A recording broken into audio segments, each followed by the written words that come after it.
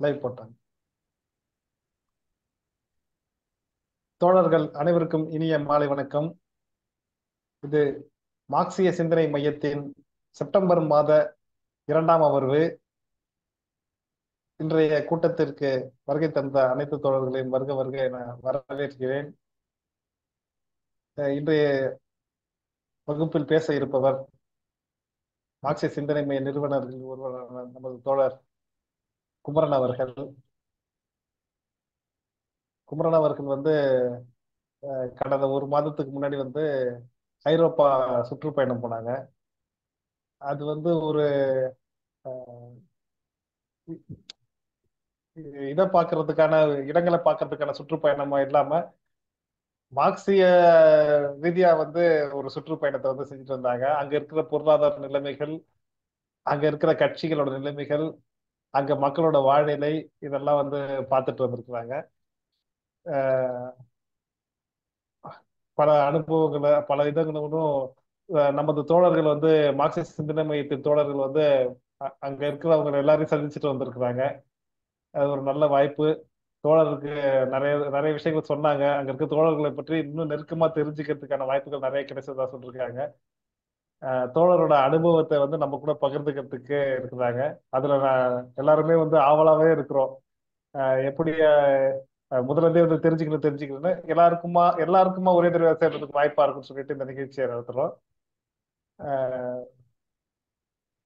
தோழர் பற்றி எல்லாருக்குமே தெரிஞ்சதுனால பெருசா ஒன்றும் சொல்றதுக்கு வேண்டியது அவசியம் இல்லைன்னு நினைக்கிறேன். தோழர் உரையை தொடங்கலாம். அனைவருக்கும் வணக்கம். இது மார்க்சிய சிந்தனை மையத்தின் செப்டம்பர் மாதம் 2வது அமர்வு. மாச கடைசியில வச்சுட்டோம்.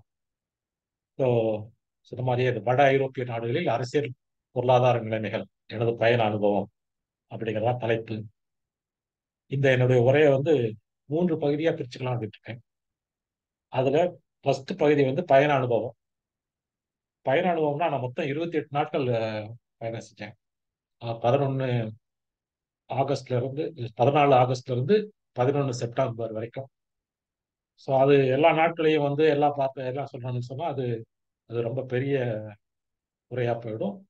அது பாசிபிள் இல்லை இப்போதைக்கு பேசுறதுக்கு. அதனால பயண அனுபவம் அப்படிங்கிறது மார்க்ஸோட சம்மந்தப்பட்டது. ஏன்னா நான் விசிட் பண்ண நாடுகள் மார்க்ஸோட சம்மந்தப்பட்ட நாடுகள். அது மார்க்ஸோட சம்மந்தப்பட்டதும் அப்புறம் நம்ம தோழர்களை சந்தித்தது, அதோட மட்டும் அந்த பயண அனுபவத்தை நான் நிறுத்திக்கலாம் இருக்கேன். அப்போ 2வது ஸ்வீடன், டென்மார்க் நாடுகளில் உள்ள அரசியல் பொருளாதார நிலைமைகள். வட ஐரோப்பிய நாடுகள் சொன்னா வழக்கமா அவர் சொல்வது நார்டிக் கண்ட்ரிஸ் அப்படிம்பாங்க. அதுல 4 நாடுகள் இருக்கு. ஸ்காண்டினேவியன் கண்ட்ரிஸ்னு சொல்லுவாங்க. நார்டிக் அப்படின்னு சொன்னா நார்த் அப்படின்னு சொன்னா பிரெஞ்சுல நார்த், அது வடக்கு அப்படிங்கிறதுக்கு அர்த்தம். வட ஐரோப்பிய நாடுகள் தான். இந்த ஸ்காண்டினேவியன் கண்ட்ரிஸ்னா அந்த ஸ்காண்டினேவியன் தீபகற்பத்தில் இருக்கிற நாடுகள்னால ஸ்காண்டினேவியன் கண்ட்ரிஸ் அப்படின்னு சொல்றாங்க. எப்படி இருந்தாலும் இந்த 4 நாடுகள் சேர்ந்ததுதான். அதாவது ஸ்வீடன், டென்மார்க், பின்லாந்து, நார்வே. இந்த 4 நாடுகள் சேர்ந்ததுதான் இந்த நார்டிக் கண்ட்ரிஸ். அதுல 2 நாடுகளுக்கு தான் நான் போனேன், ஸ்வீடனுக்கும் டென்மார்க்கும்.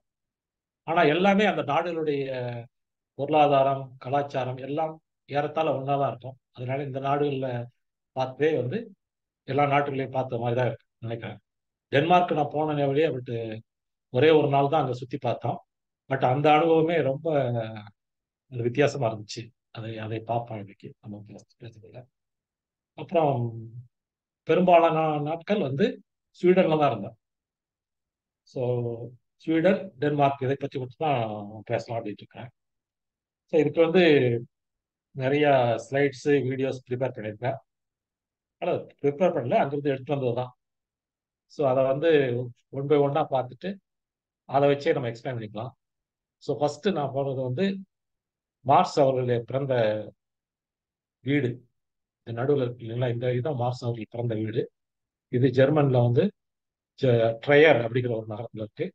ஆக்சுவலா இது ஒரு பார்டர் டவுன். லக்சம்பர்க் அப்படிங்கிற நாட்டுக்கு உடைய பார்டர்ல இருக்கு. லக்சம்பர்க் அப்படிங்கிறது ஒரு சின்ன நாடு, ரொம்ப ரொம்ப சின்ன நாடு.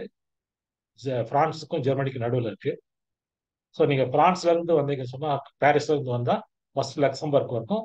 லக்சம்பர்க்ல இருந்து ஒரு கொஞ்சம் தூரம் தான், ஒரு 50 நிமிஷம் ட்ரெயின் பிரயாணத்துல வந்து அஹ், இந்த ட்ரெயின்கிற நகரத்துக்கு வந்துடலாம்.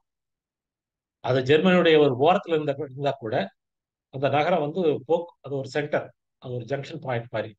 இந்த பக்கம் ஜெர்மனியில இருந்து வர்றவங்க, நார்த்தன் சைட்ல இருந்து ஜெர்மனியில இருந்து வர்றவங்க, சதர்ன் சைட்ல இருந்து வர்றவங்க, ஈஸ்ட் சைட்ல இருந்து வர்றவங்க, வெஸ்ட்ல இருந்து பாரிஸ், லண்டன், லக்சம்பர்க் இந்த நகரங்கள்லாம் வர்றவங்களுக்கு அது ஒரு ஜங்ஷன் பாயிண்ட் மாதிரி இருக்கு. அது ஒரு முக்கியமான ரயில்வே ஜங்ஷனும் கூட. ஸோ இது மார்க்ஸ் பிறந்த வீடு.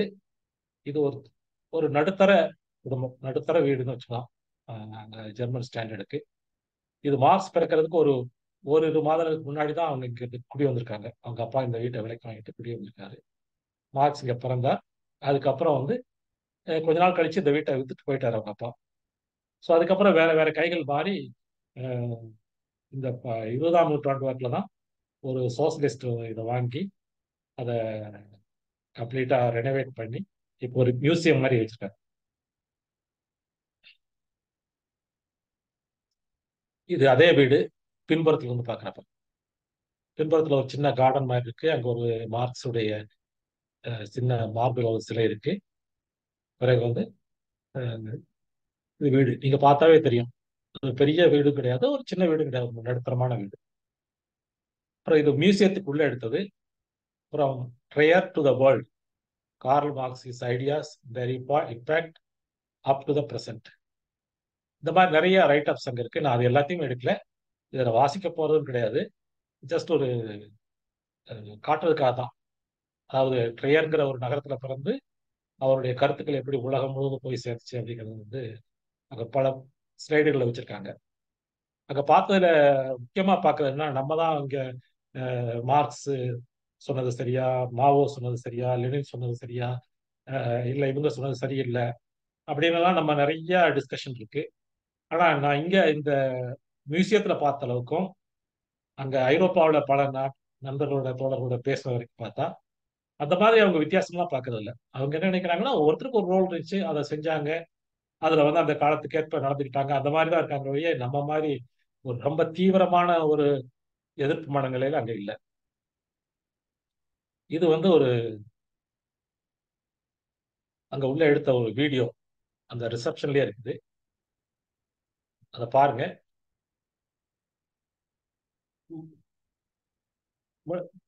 இது ரிசப்ஷன் இருக்கக்கூடிய அங்க புக்ஸ், சில சௌனியர் ஐட்டம்ஸ் எல்லாம் வச்சிருக்காங்க. அதுல முக்கியமானது வந்து இந்த பணம் தான். இது மார்க்ஸ் கரன்சி. அதாவது அதனுடைய வேல்யூ 0. இந்த பணத்தை அவன் இது மார்க்ஸ் வந்து இது ஐரோப்பியன் யூனியன்ல இருந்து இந்த நோட்டை பிரிண்ட் பண்ணியிருக்காங்க. இந்த யூரோ பிரிண்ட் பண்றாங்க இல்லைங்களா, அதே ஆர்கனைசேஷன் வந்து அந்த நோட்டை பிரிண்ட் பண்ணியிருக்காங்க. இந்த மார்க்ஸ் கரன்சியோடைய வேல்யூ 0. அது ஜீரோன்னு ஏன் சொல்லியிருக்காங்கன்னு சொன்னா, மார்க்சிய தத்துவத்தைப்படி அதை அமல்படுத்திட்டோம்னு சொன்னா இந்த பணம் அப்படிங்கிறத வச்சு விற்கிறதும் வாங்குறது இருக்காது. அப்ப பணம் என்பதற்கு வேல்யூ 0 தான், பயன்மதிப்பை அடிப்படையாக கொண்டுதான் இருக்கும், பரிவர்த்தனை மதிப்பு என்பது இருக்காது. அப்படிங்கிறதுனால தான் அந்த ஜீரோ கரன்சி அப்படிங்கிறது மார்க்ஸ் படம் போட்டு அடிச்சிருக்காங்க.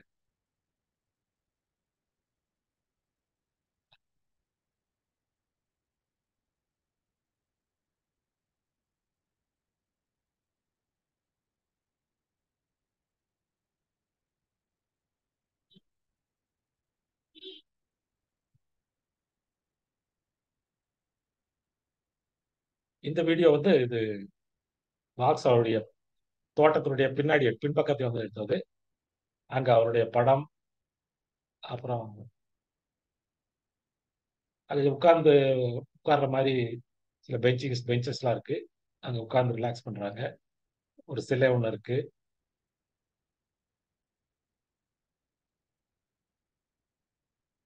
இங்க பாத்தீங்கன்னா ஒரு மாடர்ன் ஆர்ட் மாதிரி இந்த கம்பி பார்லயே வச்சு ஒரு மார்க்ஸுடைய உருவத்தை செஞ்சிருக்காங்க. அதுவும் அந்த வீட்டினுடைய பின்பகுதியில இருக்கு.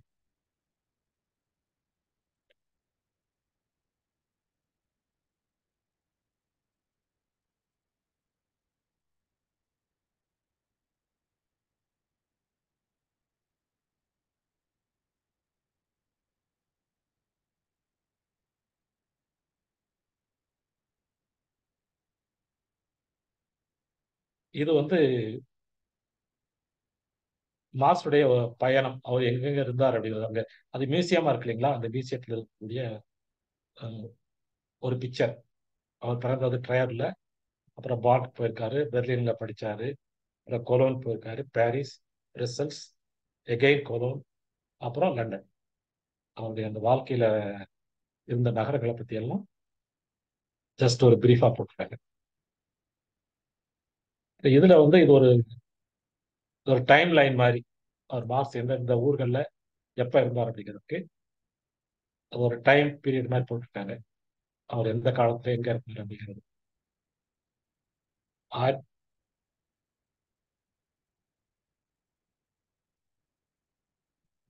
முதல்ல ட்ரையர்ல, அப்புறம் பேன்ல 36 வரைக்கும் இருக்காரு. பெர்லின்ல இருந்தது 36 டு 41. கோலன்ல வந்து 41 டு 43, அப்புறம் 48ல இருந்து 49 வரைக்கும் இருக்காரு. பாரிஸ்ல வந்து 43ல இருந்து 45 வரைக்கும் இருக்காரு. பிறகு வந்து பிரசல்ஸ்ல 45ல இருந்து 48 வரைக்கும். அது 1845ல இருந்து 1845 வரைக்கும். லண்டன்ல வந்து அதிக காலம் வாழ்ந்திருக்காரு. 1849ல இருந்து 1883 வரைக்கும்.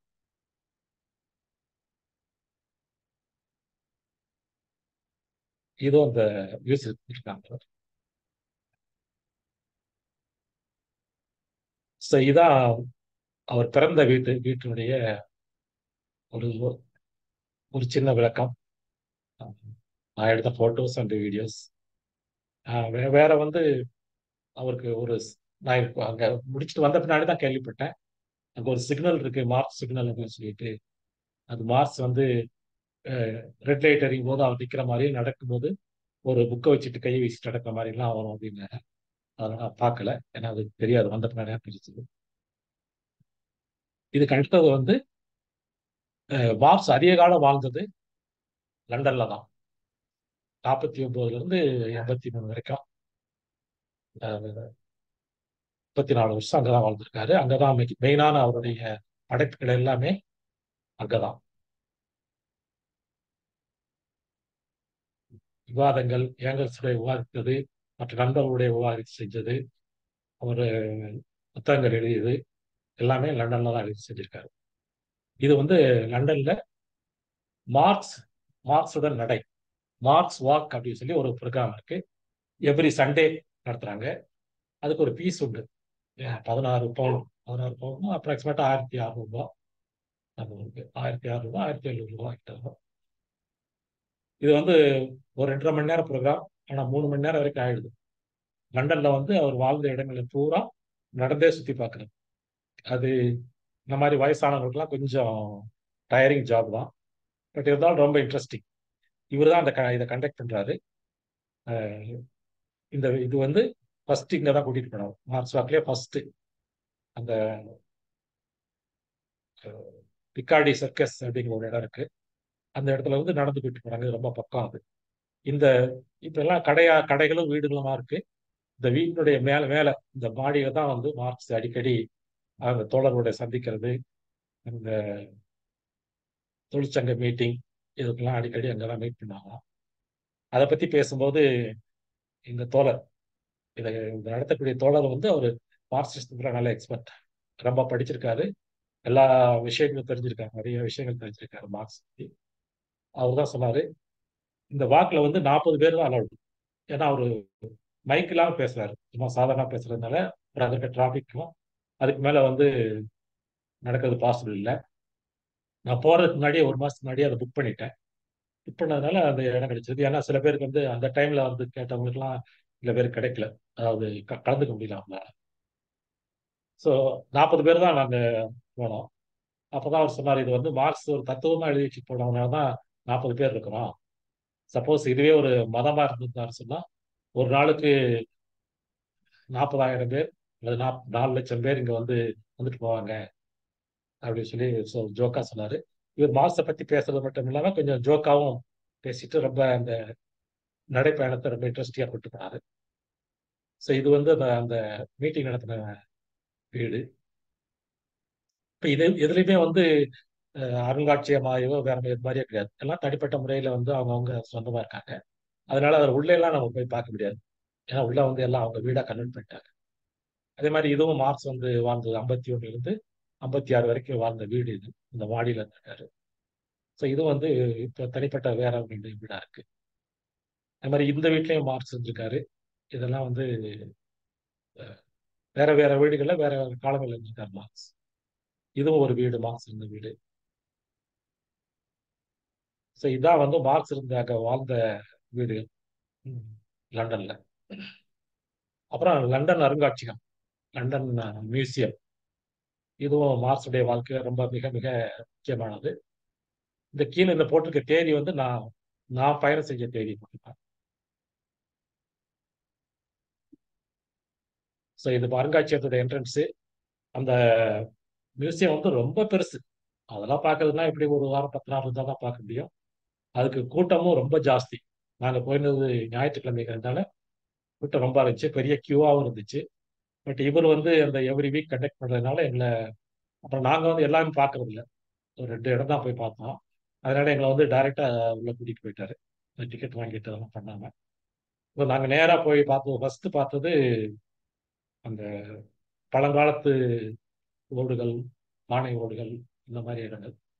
அது குடும்பம், தனிச்சொத்து, அரசு ஆகியவற்றின் தோற்றம் அதை பற்றி ஏங்கல் சொன்னதுக்காக இப்போ அந்த இடத்துக்கு கூட்டிகிட்டு போனாரு. அப்புறம் அடுத்து famous London museum library. So இதான் அந்த லண்டன் மியூசியம் லைப்ரரி. ரொம்ப கிராண்டா இருக்குது. மார்க்ஸ் தன்னுடைய வாழ்நாளில் பெரும்பகுதியை இங்கே தான் கழிச்சாரு. இங்கே தான் அவருக்கு வேண்டிய இந்த மெட்டீரியல் எல்லாமே கிடைச்சது.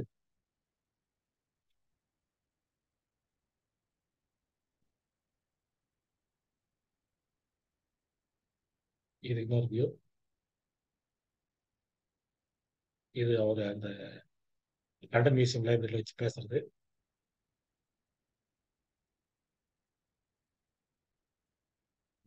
இது ஒரு வீடியோ தியேட்டர். லண்டன் மியூசியம் லைப்ரரியில் இருக்க வீடியோ ரொம்ப கிராண்டாகவும் பெருசாகவும் இருக்கு. அந்த காலத்திலேயே அவ்வளவு பெருசா கட்டி அத்தனை எத்தனை லட்சம் நூல்கள் இருக்குன்னு தெரியல, அவ்வளவு இருக்கு. பூரா அடுக்கி வச்சிருக்காங்க. அவ்வளோ அதுக்கு மேல எல்லாம் போய் எடுத்துட்டு வர்றதுதான் ரொம்ப சிரமம். அவ்வளவு உயரத்துல இருக்கு அந்த புத்தகங்கள்லாம். இது வீடியோ. தோழர் நான் பேசுறது சரியா கேக்குதுங்களா? தோழர் தினேஷ் கேக்குது கேக்குது. கேக்குதா? என்ன தோழர் 6 பேர் தான் வந்திருக்காங்க, இன்னும் யாரும் வரல, மறக்காம. நம்ம வழக்கமா வரக்கூடிய தோழர்கள் கூட வரல. 13 பேர் இருக்காங்க தோழர். 13 பேர் இருக்காங்களா? சரி சரி சரி. ஆமாங்க. Okay okay okay. எனக்கு அந்த ஒரு ஸ்லைடு தான் நான் பார்த்தேன். ஸோ வீடியோ போதுங்களா? இன்னொரு முறை போட்டு காட்டவா தோழர் தினேஷ்? இன்னொரு முறை ப்ளே பண்றதா பண்ணலாம் சார். சரி. இது லண்டன் மியூசியம் லைப்ரரிங்க. மார்க்ஸ் பெரும்பாலான நாட்டில் கழிச்சது, அவருடைய வாழ்க்கையை கழிச்சது.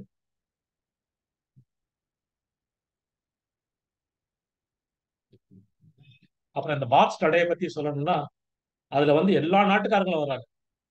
அஹ் லத்தீன் அமெரிக்க நாடுகள், England, Germany, France, China, Africa, இந்தியாவில இருந்து நான் ஒருத்தர் தான் போயிருந்தேன்.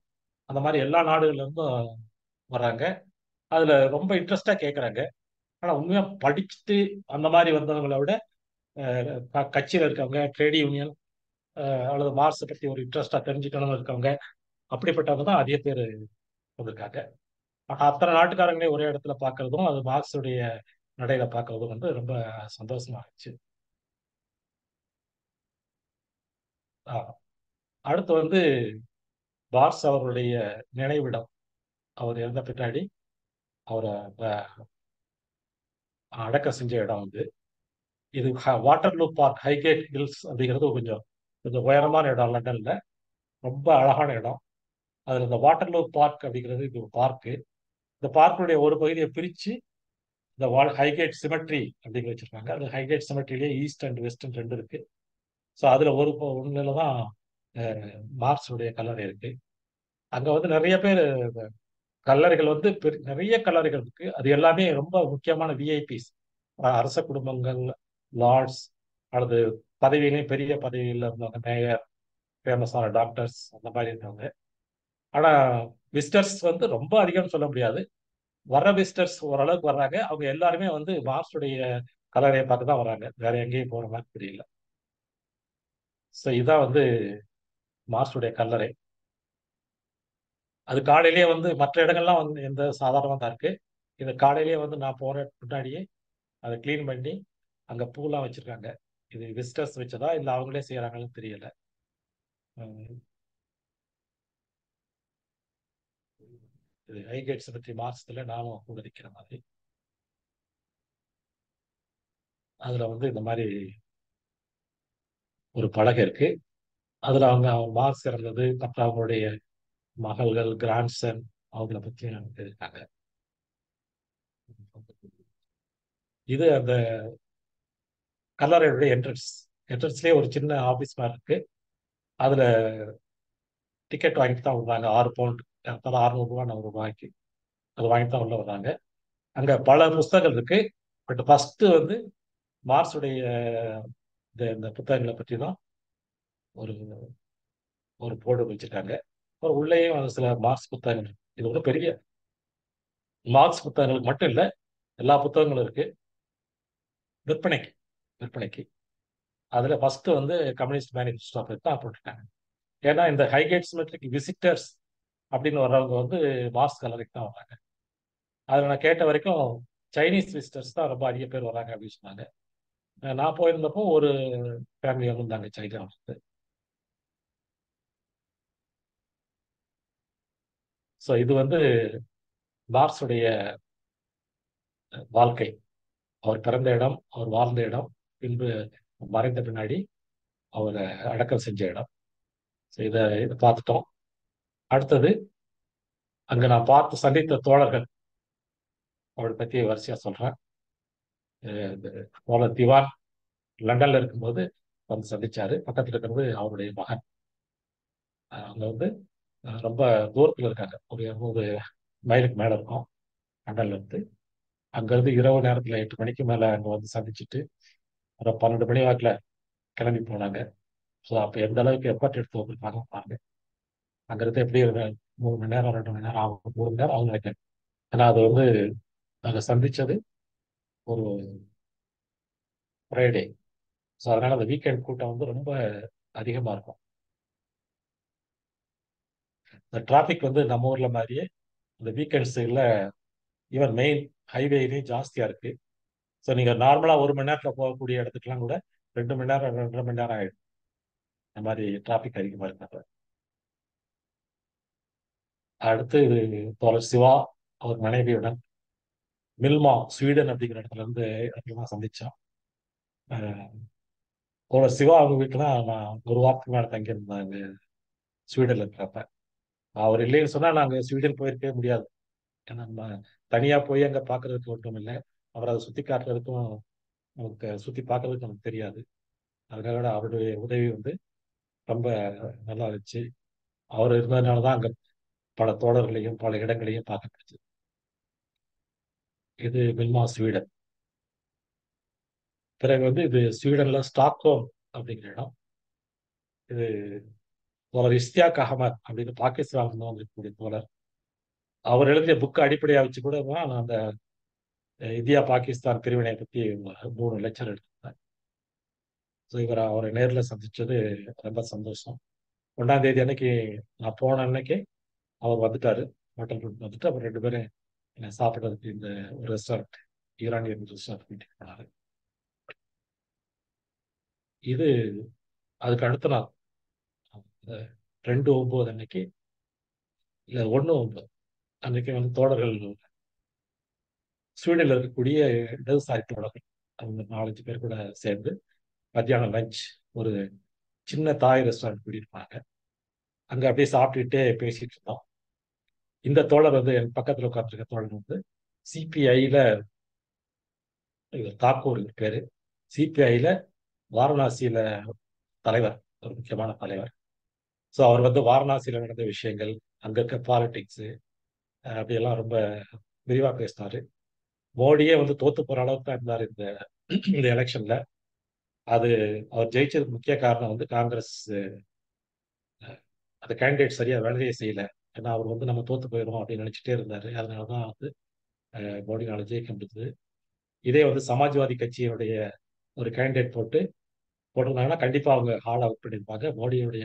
மோடி வின் பண்றதே கஷ்டமா இருக்கும் அப்படிங்கிற மாதிரி சொன்னாரு. ஸோ ரொம்ப இன்ட்ரெஸ்டிங்கா இருந்துச்சு. அவரையும் நம்ம கூட்டங்களில் பேச சொல்லியிருக்கேன். பட் அவர் கூடிய பிஸி ஷெடியூல்ல எப்படி பேசுவார்னு தெரியல. ஏன்னா இப்போ அவர் மனைவி இங்க இருக்கிறதுனால பார்க்க வந்திருக்காரு. சில நாட்கள் கழிச்சு திரும்பவும் வாரணாசிக்கு போயிருன்னு சொன்னாங்க. அப்புறம் இது வந்து தோழர் சிவா எங்களை எல்லாம் இது கூட்டிட்டு போனாரு. ஸ்டா மில்மான்னு அவங்க இருக்கக்கூடிய ஊர்ல இருக்கக்கூடிய பிரதேச கம்யூனிஸ்ட் கட்சி அலுவலகம், ஆபீஸ், அது கூட்டிட்டு போனாரு. அங்க சில தோழர்களோட சந்திச்சோம். ஸோ இவர் தான் ரொம்ப மூத்த தோழர். அவருக்கு இங்கிலீஷே தெரியாது, ஸ்வீடன்ல தான் பேசுவாரு. ஸோ அதை தோழர் சிவா தான் டிரான்ஸ்லேட் பண்ணி, சிவாவும் சிவாவுடைய மனைவி 2 பேர் தான், சிவாவுடைய மனைவி அவங்க தான் டிரான்ஸ்லேட் பண்ணி சொன்னாங்க. இந்த தோழர் விக்டர் தோழர் அவருக்கு வந்து ஸ்வீடன் நல்லா தெரியும் லாங்குவேஜ். அவர் ஒரு முக்கியமான தலைவராக இருக்காருங்க. ஆனா கம்யூனிஸ்ட் கட்சி அப்படிங்கிறது ரொம்ப ரொம்ப சின்ன கட்சி அங்க. அது மைனர் பார்ட்டினோட சொல்ல முடியாது, மைக்ரோ பார்ட்டின்னு சொல்லலாம். அந்த மாதிரி ஒரு மொத்த ஸ்வீடன்லயே எவ்வளவு பேர், நூற்றுக்கணக்கில் தான் இருப்பாங்க மெம்பர்ஸ் இருந்தா. ஸோ இந்த ஆபீஸ்ல இருக்கிறதே எவ்வளவு பேர் தான். அப்புறம் அவங்களுடைய இவர் வந்து ஒரு மாணவர், அந்த மாணவராக இருக்காரு. அதுக்கு கொள்கை எல்லாம் கேட்டு அதில் ஈர்ப்பு வந்து வந்திருக்காரு. அவர் பெரும்பகுதி எல்லாம் இப்போ கொஞ்சம் வயசான தோழர்கள் தான். இந்த தோழர் தான் வந்து இங்கிலீஷ் நல்லா பேசுறாரு. அவர் ரொம்ப எக்ஸ்பிளைன் பண்ணாரு. அவங்கெல்லாம் கொஞ்சம் அவுடேட்டடா இருக்க மாதிரி தெரியுது. இன்னும் பழைய பழைய மாதிரியே பேசிட்டு இருக்கிறாங்க. இது வந்து தோழர் யோக பாரதி அவர்கள், யோகேஷ்னு சொல்லுவோம். அவர் பாரிஸ்ல இருக்காரு தோழர். பாரிஸ்ல அந்த தோழருடைய வீட்டில் 3 நாட்கள் தங்கியிருந்தேன் பாரிஸ்ல. இது வந்து 28 நாள்ல 10 நாட்கள் வந்து எங்க நண்பர்களுடைய பிஇ கிளாஸ்மேட்ஸோட சேர்ந்து போனது அந்த குரூப் டூர். ஸோ அப்போ பாரிஸ் நான் போகும்போது தோழரை பார்த்தேன். பட் ஒன்றும் பேச முடியல. சரி சாவகாசமாக பேசும் அப்படின்ட்டு இந்த ஸ்வீடன் டூர் முடிஞ்ச பின்னாடி பாரிஸுக்கு வந்து தோழர்களோட இருந்துட்டு அவர் நண்பர்களை எல்லாம் பார்த்துட்டு, பிறகு இது வந்து இந்த நெப்போலியனுடைய கல்லறை இருக்கக்கூடிய சர்ச், இது அங்க அழைச்சிட்டு போனாரு. அந்த இடம் தோழர் யோகேஷ் பாரிஸ். அப்புறம் இதுல வந்து தோழர் ஸ்ரீகுரு மேன்ஹைம் ஜெர்மனியில பார்த்தது. இது தோழர் ஸ்ரீகுரு வந்து என்னுடைய நெருங்கிய உறவினர். என்னோட பையனோட ஸ்கூல்ல கிளாஸ்மேட், எலிமெண்டரி ஸ்கூல் கிளாஸ்மேட் அவரு. அவர் வந்து நான் அந்த டிராவலுக்கு முன்னாடி பேசியிருக்கேன் அவர்கிட்ட. அதுக்கு முன்னாடி எல்லாருக்கிட்டையும் தெரியும். இங்க வரும்போது அவர் மேரேஜுக்கு போயிருக்க எல்லாமே நல்லா தெரியும். ஆனா அவர் ஒரு இந்த அளவுக்கு வாசிய தோழர் அப்படிங்கிறது அன்றைக்கு போய் அவரை சந்திக்கிறப்ப தான் தெரியும். அந்த 8, 9 அந்த அந்த அந்த அன்னைக்கு தான் தெரியும் ஒழிய அதுக்கு முன்னாடி எனக்கு தெரியாது. ஸோ அவரை சந்திச்சதும், அவர் சந்திச்ச விட இதை பத்தி தெரிஞ்சுக்கிட்டது எனக்கு ரொம்ப ரொம்ப சந்தோஷமா இருந்துச்சு. அவரு சில மார்க்சிய குழுக்கள்ல நம்மள மாதிரி பேச்சு மற்ற புத்தகங்கள் எழுதுறதுல அந்த குழுக்கள்லயும் ரொம்ப ஆக்டிவா இருக்காரு. தமிழ் மார்க்ஸ் ஒரு குழு இருக்கான். அந்த குழுவில் அவர் வேலை செய்யறதா சொன்னாரு. அதுல என்ன பியூட்டின்னா, எனக்கு தெரிஞ்ச தோழர்கள் அவருக்கு தெரிஞ்சிருக்கு, அவருக்கு தெரிஞ்ச தோழர்கள் எல்லா தோழர்களையும் தெரிஞ்சு வச்சிருக்காரு. தோழர் சிவலிங்கம், அஹ், ராஜன் தோழர் எல்லாத்தையும் தெரிஞ்சு வச்சிருக்காரு. ஆனா என் பேர் தெரியல, அதே மாதிரி அவருடைய பேர் தெரியல. ரொம்ப ரொம்ப ஆச்சரியமா இருந்துச்சு. ஸோ இப்போ ஏன் மார்க்சிய அது வரைக்கும் உறவினராக இருந்தவர் இப்ப தோழர் ஆயிட்டாரு. அதை அவரே நாங்க பிரியும் போது சொன்னாரு, இப்படி நம்ம உறவினர்களாக சந்தித்தோம், தோழர்களாக பிரிகிறோம் அப்படின்ட்டு. இந்த தோழரை சந்திச்சது ரொம்ப சந்தோஷமான விஷயம். அப்புறம் இது வந்து தோழர் பியா. இவங்க வந்து நம்ம தோழர் சிவா இருக்கக்கூடிய அதே நகரத்துல இருக்காங்க. இவங்க சோசியல் டெமோக்ராட்டிக் பார்ட்டி அப்படிங்கிற கட்சியில அந்த அந்த பகுதி வந்து முக்கியமான தலைவர். அவங்க கிட்டயும் ஸ்வீடனை பத்தி பல விஷயங்கள் தெரிஞ்சுக்க முடியுது, அரசியல் எல்லாம். நம்ம அந்த அந்த பகுதி வரும்போது அதை பத்தி பேசுவோம். இது வந்து மெல்மா அப்படிங்கிற ஊர் இருக்கக்கூடிய ஒரு மியூசியம். அந்த பல காலத்துல ஒரு கோட்டை இருந்திருக்கு. அந்த கோட்டையை வந்து இப்ப கன்வெர்ட் பண்ணி மியூசியம் ஆக்கிட்டாங்க.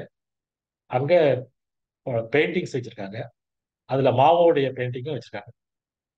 இதெல்லாம் வந்து ஒரு முக்கியமான விஷயங்கள். அதாவது என்னன்னா, இந்த ஒவ்வொரு கலர் இதுக்கெல்லாம் வந்து அது பெயிண்டிங்குடைய ஸ்டாண்டர்ட்ல அதுக்கு வேற வித்தியாசம் இருக்கும். ஆனா முக்கியமா பார்க்க வேண்டியதுன்னா, அங்க வந்து யாரு வந்து இப்ப நம்ம ஊர்ல தான் ஒரு சில குரூப் வந்து மாவோவா அப்படி இப்படின்னு சொல்லி பேசுறவங்களாம் இருக்காங்க. அங்க அந்த மாதிரியான வெறுப்பு கிடையாது. எல்லா தலைவர்களையும் மதிக்கிறாங்க. அவங்களுடைய ரோல் இந்த ஹிஸ்டரியில் இருக்கிறதையும் வந்து அவங்க ரெகனைஸ் பண்றாங்க, அதை புரிஞ்சுக்கிறாங்க.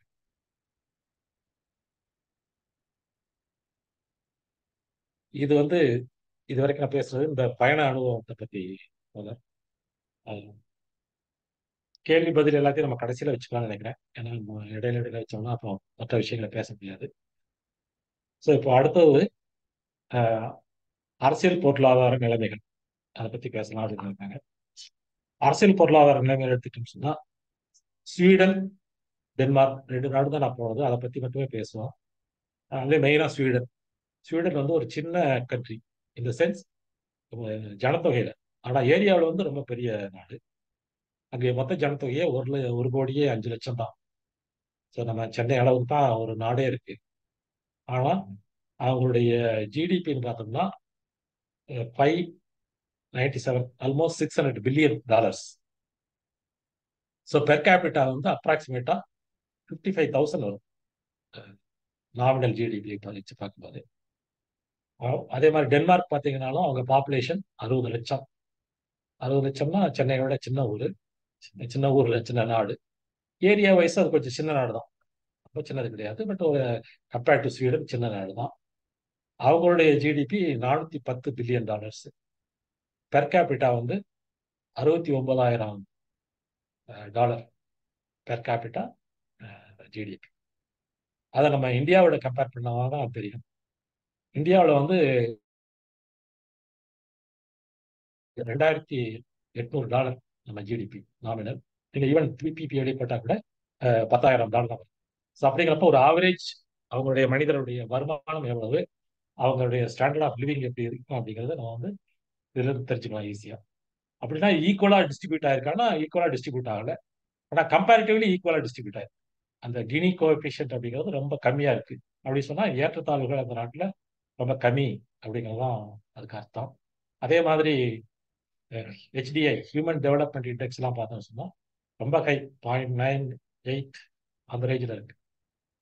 ஸோ இதெல்லாம் நம்ம முன்னேறிய தமிழ்நாடு அப்படிங்கிறதுலாம் கூட 0.7 இந்த ரேஞ்சில் வச்சிருக்கோம். அவங்க வந்து ரொம்ப ஹைலி டெவலப்ட் கண்ட்ரி. எக்கனாமிக் வைஸும் ஸ்டாண்டர்ட் ஆஃப் லிவிங் அப்படிங்கிறத பற்றி பார்த்தோம்னு சொன்னா ரொம்பவும் வளர்ந்த நாடு இது. அதே மாதிரி அரசியல்ல பார்த்தோம்னு சொன்னா அரசியல் இப்போ வந்து ரைட்டிஸ்ட் இன்ஃப்ளூயன்ஸ்டு அரசியல் தான் அங்கே நடந்துட்டு இருக்கு. இப்போ இந்த எலெக்ஷன்ல அங்கே முக்கியமான இருக்கிறதே பெரிய பார்ட்டி எதுனா சோசியல் டெமோக்ராட்டிக் பார்ட்டி. அது லெப்டிங் பார்ட்டி. ஆல்மோஸ்ட் மார்க்சிச கொள்கைகள் உள்ளதான். பெரிய வித்தியாசம் கிடையாது. ஆனால் அந்த இந்த எலெக்ஷன் மூலமாகவும் இந்த முதலாளித்துவம் மூலமாக தான் மார்க்சியத்தை அடைய முடியும் அப்படிங்கிற மாதிரி அவங்க பண்ண முடியாங்க. அவங்க எல்லாமே இந்த சோசியல் வெல்ஃபேர் மெஷர்ஸ், அகதிகளை வந்து கவனிக்கிறது, அகதிகள் இங்கே வர்றதுக்கு வந்து அவங்களுக்கு ஆதரவு கொடுக்கறது, இந்த மாதிரி ஸ்டாண்டில் இருக்காங்க. பட் லாஸ்ட் எலெக்ஷன் 2022 எலெக்ஷன்ல வந்து அவங்க மெஜாரிட்டி கிடைக்கல. அது வரைக்கும் அவங்க தான் ஒரு 15 வருஷம் ரூலிங்ல இருந்திருக்காங்க. அதனால இப்ப அடுத்து ரைட் விங் கோalition ஆட்சிக்கு வந்துருச்சு. இப்போ ரைட் விங்ல ரூலிங்ல இருக்கவங்களும் பார்த்துக்கிட்டீங்க சொன்னா அவங்க மாடரேட் பார்ட்டி அப்படிங்கிற பார்ட்டி, அதில் தான் பிரைம் மினிஸ்டர் இருக்காரு. அப்புறம் Christian democratic party and liberals. இவங்க வந்து ஓரளவுக்கு கிறிஸ்டியன் டெமோக்ராட்டிக் பார்ட்டி பேரு தான் கிறிஸ்டியன் டெமோக்ராட்டிக் அப்படிங்கிற மாதிரி இருக்கு, ஒரு ரிலீஜியஸ் பார்ட்டி அப்படியே. பட் அந்த மாதிரி அவங்க பெனடிக்ஸ் கிடையாது. ஓரளவுக்கு மாடரேட்டா இருக்கக்கூடியவங்க. அது மாதிரி லிபரல்ஸும் அந்த மாதிரி தான். ஆனால் என்ன ப்ராப்ளம்னா இவங்களுக்கு இந்த 3 பார்ட்டியும் சேர்ந்து தான் கோலிஷன் அமைச்சிருக்காங்க. அதுல அந்த ஸ்வீடன் டெமோக்ராட்டிக் பார்ட்டியும் நாட் ஸ்வீடன், கிறிஸ்டியன் டெமோக்ராட்ஸும் லிபரல்ஸ் அவங்களும் மந்திரி சபையில் இருக்கிறாங்க. இவர் மாடரேட் பார்ட்டி இருக்கிறவர், அவர் பிரைம் மினிஸ்டர் இருக்கார். ஸோ இவங்க 3 பேர் பார்ட்டியை பற்றி ஒன்றும் பெரிய ப்ராப்ளம் கிடையாது. பட் அவங்க 3 பேர் சேர்ந்தாலும் மெஜாரிட்டி இல்லை. அதனால என்ன பண்ணிட்டாங்கன்னா, ஸ்வீடன் டெமோக்ராட்டிக் பார்ட்டி அப்படிங்கிற ஒரு பார்ட்டி வந்து வெளியில இருந்து அவங்களுக்கு சப்போர்ட் பண்ணுது. அவங்க வெளியில இருந்து சப்போர்ட் பண்ணாலும் அவங்க ரொம்ப இன்ஃப்ளூயன்ஸ் பண்றாங்க எல்லா எல்லா அவங்களுடைய பாலிசி. அது ஒரு எக்ஸ்ட்ரீம் ரைட் விங் பார்ட்டி. அவங்க தான் இந்த அகதிகள் கூடாது, இதெல்லாம் வந்து அவங்களெல்லாம் திருப்பி அனுப்பிச்சிருக்கோம், அவங்களால தான் நிறைய பிரச்சனைகள் வருது, லா அண்ட் ஆர்டர் ப்ராப்ளம் அப்படிலாம் வருது அப்படின்னு சொல்லிட்டு அவங்க ப்ரெஷரைஸ் பண்ணிட்டு இருக்காங்க. இப்போ ஒரு திட்டம் கூட வகுத்துருக்காங்க. என்னன்னு சொன்னா, $36,000 ஒவ்வொரு அகதிக்கு கொடுத்து அவங்களெல்லாம் அவங்க நாட்டுக்கே போக சொல்லி இருந்தது அடுத்த 1 or 2 இயர்ஸ்ல அப்படின்னு சொல்லிலாம் பிளான் பண்ணி வச்சிருக்காங்க. பிளான் இல்லை, அந்த மாதிரி ஒரு சட்டமே போட்டிருக்காங்க. பட் அதெல்லாம் எப்படி நிறைவேற்ற முடியும் அப்படிங்கிறதுல சந்தேகமா இருக்கு. நான் அந்த ஸ்வீடன்ல சந்திச்ச தோழர் இஸ்தியாக் அகமது, அவர் ரொம்ப அரசியல் ஈடுபாடு உள்ளவர். அரசியல் ஈடுபாட்டா அரசியலை பத்தி நம்ம தெரிஞ்சுக்க விரும்புகிறவர். அவர் பழைய மார்க்சிஸ்ட், பாகிஸ்தான்ல மார்க்சிஸ்டா இருந்து அங்க சில பிரச்சனைகளால வெளிநாட்டுக்கு போக வேண்டியது, அப்புறம் வந்து தங்கிட்டாங்க. ஸோ அவர் சொன்னபடி பார்த்தா அது ரொம்ப இப்போதைக்கு வெளிநாட்டிலிருந்து வரக்கூடிய ஸ்வீடனுக்கு வரக்கூடிய மக்கள் ரொம்ப கஷ்டம்தான். யாரும் அந்த மாதிரி ஒரு வேலை தேடி வரணும் அப்படின்ட்டு வந்துடாதீங்க.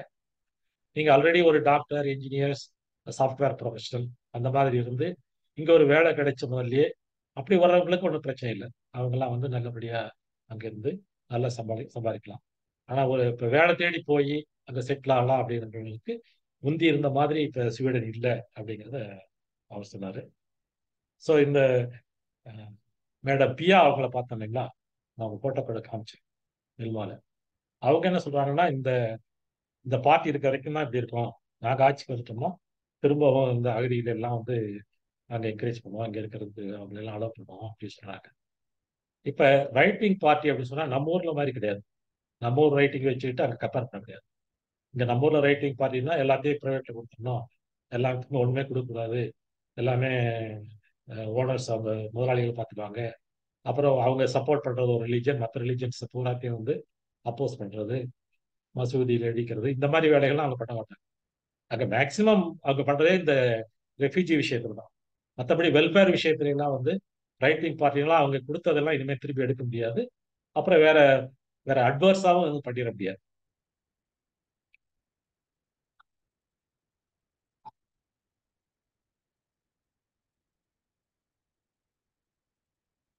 ஸோ இதான் அந்த 4 நாடுகளுடைய block: Sweden, Denmark, Finland, Norway.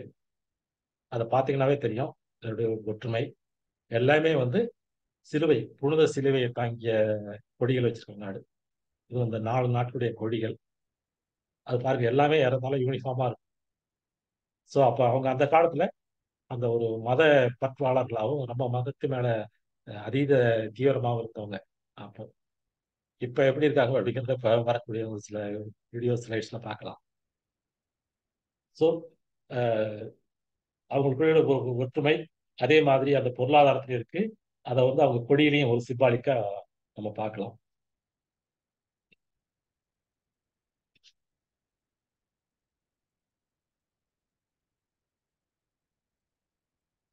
அப்புறம் தொழிலாளர்கள் நிலைமை பார்த்துச்சுன்னா, அங்க தொழிலாளர்களுக்கு ரொம்ப ஃப்ரீ. அவங்க ஒர்க் பண்ணக்கூடிய ஒரு ஒர்க்கிங் என்வாயர்மெண்ட் அப்படின்னு சொல்லுவாங்க இல்லைங்களா, அது வந்து ரொம்ப நல்லா இருக்கு. 8 மணி நேரம் வேலை, சனி ஞாயிறுல கட்டாயமா அவங்க லீவ் எடுத்தாகணும். வருட விடுமுறை வந்து கண்டிப்பா எடுத்தாகணும். நம்ம ஊர்ல மாதிரி அந்த லீவு லேப்ஸ் ஆகுறது அதெல்லாம் கூடாது, கண்டிப்பா அவங்க எடுத்தாகணும். அதே மாதிரி அதனால அவங்க எதுக்கு சொல்றாங்கன்னா, இதெல்லாம் அப்பதான் அவங்க ஒரு இந்த மைண்ட் வந்து நல்லா இருக்கும் ஒர்க் பண்றதுக்கு அப்படின்னு சொல்லிட்டு. இது வந்து கவர்மெண்ட்ல, பிரைவேட்லும் நிறைய கம்பெனிகள் அப்படிதான் இருக்காங்க. பட் ஒரு சில கம்பெனிகள் வந்து சில ஒர்க் ப்ரெஷர்னால அவங்க நம்ம ப்ரெஸ் பண்ணி வேலை வாங்குற மாதிரி இருக்கு. அது நம்ம இல்லைன்னு சொல்ல முடியாது. பட் பொதுப்படையா பார்த்தோம்னு சொன்னா ஒர்க்கர்ஸ் வந்து வேலை செய்யறதுக்கு ரொம்ப சாதகமான சூழ்நிலை. ரொம்ப over work, over burden, over tension அதெல்லாம் கிடையாது. அப்புறம் அங்க அனைவரும் கடைபிடிக்கும் ஒரு ஒழுங்கு, அது நீங்க ரொம்ப பார்த்தாலும் தெரியும் எப்படி அவங்க ஒரு ஒழுக்கமா இது பண்றாங்கன்ட்டு. நம்மலாம் பேசுறத கேட்டோம்னா இவங்க ஏதோ நாட்டை பத்தி போகணும் போயிட்டு வந்துட்டாரா அதுக்காக சொல்றாரு அப்படிங்கிற மாதிரி தோணும். அந்த மாதிரி இல்லை. அங்க வந்து அந்த பொது ஒழுங்கு என்பதும் பொதுவான ஒரு அந்த மரியாதை கொடுக்கிறது என்பதும் ரொம்ப அதிகமா இருக்கு. அப்புறம் குறைந்தபட்ச கூலி என்பது ஒரு நார்மலா ஒரு குடும்பம் ஒரு சாதாரண வாழ்க்கை நடத்துவதற்கு போதுமானது. ரொம்ப நீங்க லக்ஸுரியா இருக்க முடியாது. ஆனா பெரிய போஸ்ட்ல இருக்காங்க, பிசினஸ் பண்றவங்கலாம் அவங்க ரொம்ப லக்ஸூரியஸ் லைஃப் இருக்கும். ஆனா சாதாரண குறைந்தபட்ச கூலி என்பது அஹ், ஓரளவுக்கு போதுமானது. அப்புறம் வேலை இல்லாட்டி கூட சம்பளம் கொடுப்பாங்க. அப்படி சம்பளம் கொடுக்கறதும் வந்து ஓரளவுக்கு ஃபேமிலி அப்படி ஜஸ்ட் மெயின்டைன் பண்ணலாம். ரொம்ப நீங்க லேவிஷாலாம் ஸ்பெண்ட் பண்ண முடியாது, மெயின்டைன். அப்புறம் அஹ், நீங்க ஒரு ஜென்ரலா பார்த்தீங்கன்னு சொன்னா ஒரு ஆவரேஜா இருக்காங்க எல்லாருமே. ஒரு ரொம்ப நீட்டா இருக்கிறவங்களும் அல்லது ரொம்ப கந்தல் உடை அல்லது அந்த மாதிரி கசங்கிய உடை மோசமான உடையை வச்சிருக்காங்க போட்டிருக்காங்க அந்த மாதிரி எல்லாம் இல்லை. எல்லாருமே வந்து ஒரு ஆவரேஜ் பர்சன்ஸா தான் தெரியுறாங்க. அப்புறம் சம்பளத்திலையும் பார்த்தோம்னா ரொம்ப பெரிய ஈடுபாடு கிடையாது. இப்போ இங்கெல்லாம் பார்த்தீங்கன்னா ஒருத்தருக்கு ஒரு சாதாரண கூலி வேலை செய்யறவருக்கும் ஒரு கம்பெனில மேனேஜர் ஜெனரல் மேனேஜர் அந்த மாதிரி இருக்குங்களோ 10 மடங்கு 15 மடங்கு ஈவன் அதுக்கு மேல 50 மடங்கு வித்தியாசம் இருக்கிற மாதிரி கூட சம்பள வித்தியாசங்கள் இருக்கும். ஆனா அங்க அப்படி கிடையாது. அந்த வித்தியாசம் வந்து ரொம்ப குறைவு. அப்புறம் குழந்தைகளுக்கும் பெரியவர்களுக்கும் தான் பெரியவர்களுக்கும் அவங்க ரொம்ப மதிப்பு கொடுக்குறாங்க. அவங்க வந்து அரசாங்கமே பார்த்துக்குது. அவங்களுக்கு வெவ்வேறு ஸ்கீம்ஸ் இருக்குது. அந்த குழந்தைகளுடைய படிப்பு ஈவன் சிறிய வளர்ந்த வயசுல இருந்து அவங்களுக்கு படிப்பு சொல்லிக் கொடுக்கறது, அந்த ஒழுங்கு சொல்லிக் கொடுக்கறது, அதெல்லாம் வந்து ரொம்ப சிஸ்டமேட்டிக்காவும் விஞ்ஞானபூர்வமாகவும் இருக்கு. சும்மா ஏதோ சொல்லிக் கொடுக்க முடியாது, விஞ்ஞானபூர்வமாகவும் இருக்கு. இப்போ இங்க நம்ம மாதிரி இங்க இப்போ இருக்கக்கூடிய ஆட்சியில வந்து அவங்களுக்குலாம் வேலை சொல்லிக் கொடுக்கணும், வேலைக்கு கற்றுக் கொடுக்கணும், அந்த மாதிரிலாம் கிடையாது. அவங்க வந்து விஞ்ஞான முறையில வந்து ஒவ்வொரு பிரச்சனையும் அணுகுறாங்க. அப்புறம் மருத்துவ சிகிச்சை வந்து முற்றிலும் இலவசம். எல்லாருக்கும் எல்லா சிட்டிசன்ஸுக்கும் முற்றிலும் இலவசம். சிட்டிசன்ஸ் மட்டும் இல்ல, நம்மள மாதிரி போறவங்களுக்கும் வெளிநாட்டுல இருந்து போறவங்களுக்கு அதனால அங்க சிகிச்சை இலவசம். அதனால நீங்க பாத்தீங்கன்னா நம்ம மெடிக்கல் இன்சூரன்ஸ் எடுக்கிறப்ப நாங்க லண்டனுக்கு மட்டும் தான் எடுத்திருந்தோம். மற்ற நாடுகளுக்கெல்லாம் வந்து எடுத்தோம். ஆனா அது ரொம்ப அவ்வளவு தூரம் தேவையில்லை அப்படிங்கிறதுனால பிரீமியம் அதுக்கெல்லாம் ரொம்ப கம்மி. அப்புறம் பொது போக்குவரத்து என்பது ரொம்ப பிரமாதமா இருக்கு. எல்லா வகையான போக்குவரத்தும் வந்து நீங்க எங்க வீடு இருந்தாலும் அங்க பஸ் இருக்கு, electric train, drams, local train, அந்த மாதிரி பல போக்குவரத்து வசதிகள் இருக்கு. அப்புறம் இந்த பஸ் எல்லாம் பாத்தீங்கன்னா டவுன் பஸ் எல்லாம் 5 நிமிஷத்துக்கு ஒரு முறை இருக்கு. நான் தங்கியிருந்த அவங்க சிவாங்கத்தோடலாம் தோழர் வீடெல்லாம் அவங்க அவுட்டர்ல இருக்கு. அங்க ரொம்ப டிராபிக்னு சொல்ல முடியாது. அந்த பஸ்ல வந்து எப்பவுமே நின்றுட்டு போறதுங்கிறது ரொம்ப ரொம்ப கம்மி. அஹ் எல்லாரும் உட்கார அளவுக்கு சீட் இருக்கு பெரும்பகுதியான நேரம். அப்படி இருந்தாலும் பஸ் 5 நிமிஷத்துக்கு வந்துகிட்டே இருக்கு. அந்த பஸ்ஸுகளும் வந்து ரொம்ப நீட்டா கிளீனா இருக்கு. இன்னொன்னு இப்படி வயசானவங்களுக்கு பார்த்தது என்னன்னா அந்த பஸ் ஏறுற இடம் வந்து ரொம்ப கீழே இருக்கு. நம்ம தரையில இருந்து அப்படியே கால் எடுத்து வைக்கிற மாதிரி தான் இருக்க முடியும். படி நம்ம தொங்கி பிடிச்சு படி ஏறுற மாதிரிலாம் பஸ்ல கஷ்டம் கிடையாது. அது வந்து முதியவர்கள், குழந்தைகள், அந்த ட்ராலி தள்ளிட்டு போறவங்க, ஈவன் சைக்கிள் எடுத்து சைக்கிள் கொண்டு போய் நம்ம டவுன் பஸ்ல வச்சுட்டு வேற ஒரு இடத்துல இறக்கி நம்ம சைக்கிள் ஓட்டிட்டு போகலாம். அந்த மாதிரி ஃபெசிலிட்டியும் அந்த பஸ்ஸுக்குள்ளேயே இருக்கு. ஸோ அந்த மாதிரி இப்போ அது பொது போக்குவரத்து என்பது ரொம்ப சிறப்பு. அதே மாதிரி ரோடு பராமரிப்பு இந்த மாதிரி லோவா எதனால வச்சுக்க முடியுதுன்னா அந்த ரோடுகள் எல்லாமே குண்டு குழி இல்லாமல் ஒரே சமதளமா இருக்கிறதுனால தான் இந்த மாதிரி லோ லெவல்ல வச்சுக்க முடியுது அந்த படிக்கட்டை. இல்லாட்டி கீழே தட்டி வரும். அப்புறம் மறுசுழற்சி, ரீசைக்கிளிங், அந்த என்வரன்மெண்ட் கேர் அப்படிங்கிறது வந்து அங்க ரொம்ப நல்ல முறையில் இருக்கு. எல்லா பொருட்களும் தண்ணி மற்ற திடப்பொருட்கள் எல்லாமே மறுசுழற்சி செய்து உபயோகப்படுத்துறாங்க. காலி பாட்டில் காலி கேனுக்கெல்லாம் வந்து அங்கே கொண்டு போய் சூப்பர் மார்க்கெட்லேயே ஒரு மறுசுழற்சி எந்திரம் இருக்கு. அதுக்குள்ள போட்டோம்னா அது வந்து ஒரு குறிப்பிட்ட அளவு பணம் கொடுக்குது. அது வந்து அந்த மறுசுழற்சியை ஊக்கப்படுத்துறதுக்காகவே இந்த அரசாங்கம் வந்து நிறைய முயற்சிகள் எடுத்து. அப்புறம் நகர்ப்பகுதியில பார்த்துட்டோம்னா பழைய நகர்ப்பகுதிகளை வந்து ரொம்ப நல்லா மெயின்டைன் பண்றாங்க. அதை டிஸ்டர்ப் பண்றது இல்லை, அப்படியே வச்சிருக்காங்க. அதாவது அங்க போய் புதுசா கட்டடம் கட்டுறதோ இடிக்கிறதோ அதெல்லாம் கிடையாது. அதை ரிப்பேர் பண்ணி அப்படியே வச்சுட்டு டெவலப்மெண்ட் எல்லாம் வேற சைடுல இருக்கு. ஸோ நீங்க அந்த புறநகர் பகுதியில புறநகர் பகுதின்னு சொல்ல முடியாது, நகரத்திலேயே இந்த பழைய நகரம் இல்லாம புது நகரமா இருக்கக்கூடியது அங்கெல்லாம் பாத்தீங்கன்னா ரொம்ப மாடர்னாகவும் பெரிய மல்டி ஸ்டோரி பில்டிங், பல 50 மாடி 100 மாடி அந்த மாதிரி கட்டடங்கள் உள்ள பில்டிங்ஸு, அதனுடைய டிசைன் அந்த ஆர்கிடெக்சர்லாம் பார்த்தோம்னா ரொம்ப பிரமாதமாக இருக்கும். அந்த மாதிரி கட்டியிருக்காங்க. அந்த பழமைக்கு முக்கியத்துவம் கொடுக்குறாங்க. அது வந்து அவங்களுக்கு ஒரு அந்த பழமை எல்லாரும் பார்க்கறதுக்கான ஒரு விஷயம். ரெண்டாவது டூரிஸ்டுகளுக்கு அது ரொம்ப ஒரு அட்ராக்ஷன். இப்போ நீங்க எந்த சிட்டிக்கு போனாலும் டூரிஸ்ட் வந்து ஒரு டூரிஸ்டில் வந்து அந்த பழைய நகரத்துக்கு கூட்டிட்டு போய் அங்க எல்லாம் எக்ஸ்பிளைன் பண்ணுவாங்க. அதெல்லாம் அப்படியே மெயின்டைன் ஆயிருக்கும். அப்புறம் இந்த ரெனசான்ஸ் பீரியட் அப்படின்னு சொல்லி அந்த 13 14ஆம் 15ஆம் நூற்றாண்டுகள் 16ஆம் நூற்றாண்டு இந்த தொழிற்புரட்சிக்கு முன்னாடி அங்க இருந்த அந்த மறுமலர்ச்சி காலத்துல பாத்தீங்கன்னு சொன்னா நிறைய சர்ச்சஸ் கட்டிருக்காங்க. சர்ச்சஸ் எல்லாம் வந்து அவ்வளவு கிராண்ட். நம்ம சொல்றோம் இல்லைங்களா, தஞ்சை பெரிய கோவில், இந்த மாதிரி கங்கை கொண்ட சோழபுரம் அந்த மாதிரி இருக்க, அதெல்லாம் ரொம்ப பழசு, அதோட பழசு. பட் இருந்தாலும் அந்த அந்த அளவுக்கு ஒரு கிராண்டா கட்டியிருக்காங்க ஒரு சர்ச்சுகள்.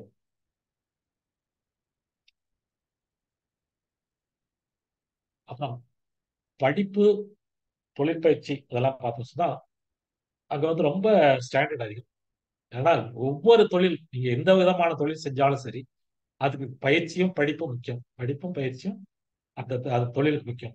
எந்த அளவுக்கு சொன்னா, ஒரு சாக்கடை கால்வாய் அதை கிளீன் பண்றதுக்கு கூட ஒரு வருஷம் வரைக்கும் பயிற்சி எடுக்கணும். அவங்க படிச்சுட்டு பயிற்சி எடுக்கணும். ஒரு வருஷம் அதுல படிக்கிறதுக்கு என்ன இருக்கு அப்படின்னு சொன்னா, நம்ம நாடு மாதிரி நம்ம மெத்தட்ல செஞ்சாங்கன்னா அதுக்கு ஒன்றும் தேவையில்லை, அவ்வளவுதான், நான் தேவையில்லை. ஆனா அவங்க வந்து அந்த மாதிரி ஒரு ஹைடெக்கா பண்றாங்க.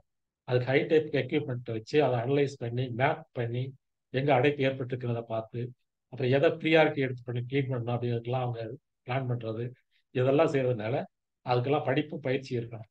பெயிண்டர்னாலும் அதுக்கு ஒரு 6 மாசம் படிப்பு பயிற்சி இருந்தால் தான் அவங்க அவங்க பெயிண்டரா போய் வேலை செய்ய முடியும். அந்த மாதிரி ஒவ்வொரு தொழிலுக்கும் அதுக்கு தேவையான படிப்பும் பயிற்சி கொடுக்கப்படுது.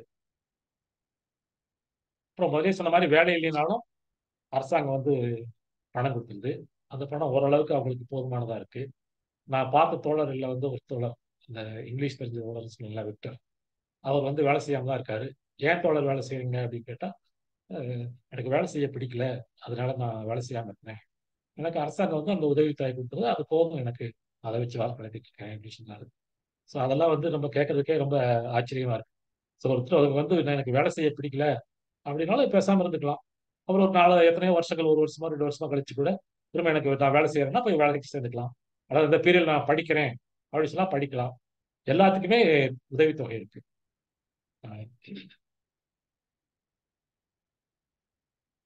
அப்புறம் இந்த அகதிகளை பொறுத்த வரைக்கும் அது ஒரு பிரச்சனையா தான் இருக்கு. 2 முக்கியமான பிரச்சனைகள் சொல்லலாம் இப்ப இருக்கிறது ஸ்வீடன் நாட்டில்.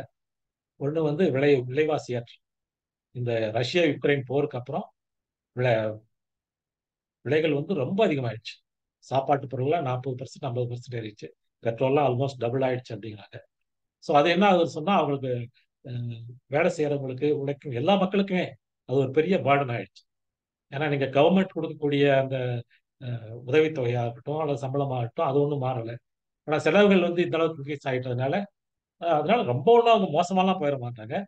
ஆனா எல்லாருக்கும் அது ஒரு ஸ்ட்ரெஸ்ஸா இருக்குது. அந்த தரம் கொஞ்சம் குறைஞ்சதா இருந்துச்சு. ஸோ அது வந்து ஒரு பெரிய பிரச்சனையா இருக்கு. அடுத்த பிரச்சனை வந்து அகதிகள் பிரச்சனை. அகதிகள் பிரச்சனை வந்து அவங்க மெயினா பார்க்கறது சட்டம் ஒழுங்கு. இந்த அகதிகள் போனவங்க எல்லாமே வந்து ஒரு வேற வேற நாடுகள், மெயினா வந்து இந்த மிடில் ஈஸ்ட் கண்ட்ரிஸ் ப்ராப்ளத்தில் இருந்தவங்க, சோமாலியா வந்தவங்க எல்லாம். அதுல நிறைய பேர் அந்த வாரிங் குரூப்ஸ்ல இருந்து வந்தாங்க. அவங்க அங்க போயும் சண்டை போட்டுக்கிறாங்க அந்த ஆப்போசிட் குரூப் கூட. அப்புறம் வேற வெளியிடங்கள்லயும் வந்து சிறு திருட்டுகள் ரொம்ப ரொம்ப ஜாஸ்தி. ஈவன் நம்ம ஊரை விட கூட ஜாஸ்தி. இப்போ நம்ம ஊர்லாம் ஹெல்மெட் எடுத்து நம்ம வண்டியில வச்சுட்டு போனா நான்லாம் லாக் பண்றதே கிடையாது. எங்கேயும் ஒன்றும் ஆகாது, யாரும் தொடவே மாட்டாங்க. அங்க ஹெல்மெட்டை கூட தூக்கிட்டு போயிடுவாங்களாம். அதனால ஒன்று கையில வச்சுட்டு போகணும், இல்லாட்டி வண்டியில வச்சு லாக் பண்ணிட்டு போகணும். அதே மாதிரி ஒவ்வொரு விஷயத்துலையும் சின்ன சின்ன விஷயங்கள் வெளியில போகும்போது நம்ம கேர்ஃபுல்லா இருக்கணும், இல்லாட்டி திருடிட்டு போயிடுவாங்க அப்படிங்கிறாங்க. ஸோ இந்த மாதிரி அந்த சட்டம் ஒழுங்கு பிரச்சனை வந்து அதிகமா இருக்கு. ஸோ இதை வந்து அவங்க ஒரு சிக்கலா பாக்குறாங்க. அப்புறம் இந்த அகதிகளுக்கு வந்து அவங்க வேலை செய்யாம இருக்கிறது சட்டம் ஒழுங்கு பிரச்சனை மட்டும் இல்லை, அவங்களுக்கு உதவித்தொகையும் கொடுக்கணும். அப்படிங்கிறப்ப அதை ஒரு பொருளாதார பிரச்சனையாகவும் இந்த நாட்டில் பாக்குறாங்க. அவங்கள பொறுத்த வரைக்கும் என்னன்னா, ஒவ்வொரு ஏபிள் ஹேண்டட் குடிமகன், அதாவது வேலை செய்ய தகுதியுள்ள ஒவ்வொருவரும் வேலை செய்யணும், நல்ல வேலையா செய்யணும். சாதாரண குறைந்த சம்பளங்கள் அதிக சம்பளத்துக்கு வேலை செய்யணும், நிறைய வரி கட்டணும். ஸோ அவங்க நாட்டை பொறுத்த வரைக்கும் நீங்க அரசாங்கத்துக்கிட்ட போய் யார் நல்ல குடிமகன் கேட்டா, யார் அரசாங்கத்துக்கு அதிகமாக வரி கட்டுறாங்களோ அவங்க தான் நல்ல குடிமகன் அப்படின்னு சொல்லுவாங்க. ஸோ இந்த அகதிகள் கிட்ட வந்து அது இல்லாததுனாலையும் பிரச்சனையா இருக்கு. இப்போ நம்ம அகதிகளே வந்து எல்லாத்தையும் நம்ம ஒரே பிளாக்கா போட்டுற முடியாது. அதுலேயும் வேற டைப் இருக்காங்க. எப்படின்னா, இப்போ ஒரு அகதியே போறாரு, அவருக்கு ஆல்ரெடி ஒரு குவாலிஃபிகேஷன் இருக்கு, குவாலிஃபிகேஷன் இல்லாட்டியும் பரவாயில்ல, அங்கே போய் தன்னை தகுதிப்படுத்திக்கலாம். ஏன்னா அவங்க கொடுக்குற இதை வச்சுட்டு எல்லா விதமான கல்வியும் சொல்லி கொடுக்குறாங்க. ஈவன் நாங்கள் தோழர் வந்து எங்களை ஒரு ஸ்கூலுக்கு கூட்டிகிட்டு போயிருந்தாரு.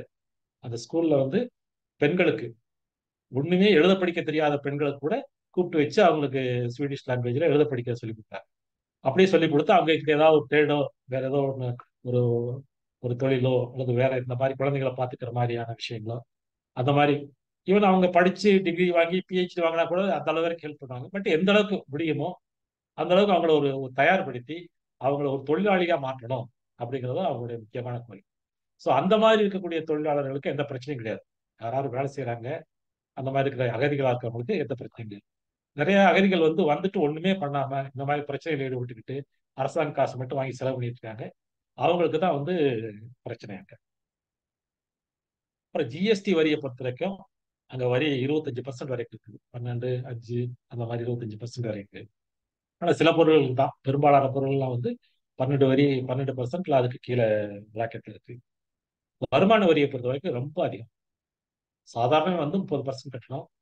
ஓரளவு கொஞ்சம் அதிக வருமானம் வாங்குறவங்க ஒரு மீடியமா இருக்கவங்க கூட 50% இன்கம் டேக்ஸ் கட்டணும். அது வந்து ஒரு பெரிய செலவு. நீங்க சம்பளம் பார்க்கறதுக்கு பெருசா இருக்கும். ஆனா வரியை கழிச்சிட்டு பார்த்தோம்னு சொன்னா அது கொஞ்சம் சின்னதாயிடும். ஸோ அது வந்து ஒரு ஸ்வீடன்ல இருக்கக்கூடிய ஒரு பிரச்சனை. நான் ஸ்வீடனை பத்தி மட்டும் தான் சொல்றேன். ஆனா இது வந்து இந்த எல்லா நாடுகளுக்கும் பொருந்தும். இந்த 4 நாடுகளுக்கும் அப்படியே பொருந்தும். ஐரோப்பிய நாடுகளுக்கெல்லாம் பெரும்பகுதி பொருந்தும். ஸோ வித்தியாசம் ஒன்றும் கிடையாது. இங்க ஏறத்தாலும் எல்லாம் ஒரே மாதிரி தான் இருக்காங்க. எல்லா ஐரோப்பிய நாடு, லண்டன், இங்கிலாந்து, பிரான்ஸ், ஜெர்மனி, எல்லா நாடுகளும், சுவிட்சர்லாந்து, இட்டாலி எல்லாமே. பட் இந்த 4 நாடுகளும் வந்து அவங்க அந்த க்ரௌட் அந்த டாப்ல இருக்காங்க நாட்டில். ஸோ அதே மாதிரி தான் அவங்களுடைய கலாச்சாரம், பொருளாதாரம், மெயினா இந்த சோசியல் கேர் அப்படிங்கிறது ரொம்ப அதிகமாக இருக்கு. ஸோ இப்போ நம்ம இந்த அளவுக்கு பார்த்துட்டோம். பார்த்த பின்னாடி இந்த நாட்டை வந்து நம்ம எப்படி வரையறை செய்யறது, என்ன மாதிரியான நாடு அப்படின்னு பார்த்தோம்னா கண்டிப்பாக இது ஒரு முதலாளித்துவ நாடு தான். அதுல எந்த சந்தேகமும் இல்லை. முதலாளித்துவ உற்பத்தி முறை தான் நடக்குது. முதலாளிகள் இருக்காங்க, கூலி தொழிலாளர்கள் இருக்காங்க. முதலாளிகள் இல்லாத அரசாங்கமே வந்து ஒரு முதலாளி மாதிரி நடந்துட்டு இருக்கு. அப்படி இருந்தாலும் அங்க வந்து பல சோசியல் வெல்ஃபேர் ஸ்கீம், அந்த வெல்ஃபேர் ஸ்டேட் அப்படிங்கிறது அதனுடைய டாப்பா இருக்கு. அப்படி இருக்கிறனால பாத்தீங்கன்னா டக்குன்னு பார்த்தா அது என்ன சோசியலிசம் வந்துருச்சு போல இருக்கு. அதான் எல்லாமே கிடைக்குது, அப்படி இனிமே என்ன வேணும் அப்படிங்கிற மாதிரி தான் இருக்கு நீங்க ஒரு சாதாரண மனிதனை பார்த்தா. ஆனா அப்படி இருந்தாலும் அது ஒரு முதலாளித்துவ நாடு தான். அது ஒரு வளர்ச்சியடைந்த முதலாளித்துவ நாடு. ஸோ இந்த இந்த வளர்ச்சியின் மூலமாக தான் அடுத்த சோசியலிசத்துக்கு வர முடியும் அப்படிங்கிறது வந்து இந்த நாடுகள் வந்து ரொம்ப தெளிவாக காட்டு. நான் அந்த ஸ்வீடன்ல வந்து அங்க இருக்கக்கூடிய அந்த கம்யூனிஸ்ட் கட்சி தோழர்கள்ட்ட பேசிட்டு இருக்கும்போது கூட அந்த விக்டர் தோழர் கேட்டாரு, இந்தியாவில் எப்போ புரட்சி வரும் அப்படின்னு சொல்லி அவர் ஒரு தமாஷா கேட்டார், எப்போ புரட்சி வர்றதா இருக்கு அப்படின்ட்டு. நான் சொன்னேன், உங்க நாட்டுக்கெல்லாம் வந்த பின்னாடி தாங்க வரும் அப்படின்னு. ஏன் அப்படி சொல்றீங்கன்னு கேட்டாரு. அதனால இந்த மாதிரி நீங்க ஆல்ரெடி வளர்ந்துட்டீங்க, வளர்ந்ததுனால நீங்க தான் அடுத்து சோசியலிசம் மாற முடியும், அதுக்கப்புறம் தான் மற்றவங்க எல்லாம் வர முடியும் அப்படின்னு சொன்னேன். அதே ஒரு சரின்ட்டு ஒத்துக்கிட்டார். எப்படின்னா இந்த மாதிரி வளர்ச்சி அடைந்த நாடுகள் தான் சோசியலிசம் வர முடியும். ஸோ அதுக்கு வரைக்கும் இந்த வளர்ச்சியை நோக்கி தான் போக முடியும் இல்லையா மற்ற நாடுகள். வேற பேர்கள் வச்சுக்கலாம். ஆனா இந்த முதலாளித்துவ வளர்ச்சியினுடைய உச்சத்துல தான் வந்து சோசியலிசம் நடக்க முடியும். அதுதான் மார்க்ஸ் சொல்லியிருக்காரு. அது பிராக்டிக்கலாவும் நம்ம பார்த்துட்டு இப்ப எப்படி வந்துருச்சுன்னு சொன்னா அது முதலாளித்துவ நாடா இருந்துட்டாலும் கூட அது பெரும் முதலாளித்துவ நாடு இருந்தாலும் கூட அங்க இருக்கக்கூடியது வந்து ஒரு சோசியலிஸ்ட் கட்டமைப்புல என்னெல்லாம் கிடைக்குமோ ஒரு சாதாரண குடிமகனுக்கு எல்லாம் கிடைக்கும். ஆனா இன்னொரு விஷயத்த சொல்லணும், அவங்க அந்த தேசிய எல்லைகளுக்குள்ளதான் நான் இருந்து ஆப்ரேட் பண்றாங்க. அதையும் நான் பார்க்கணும்.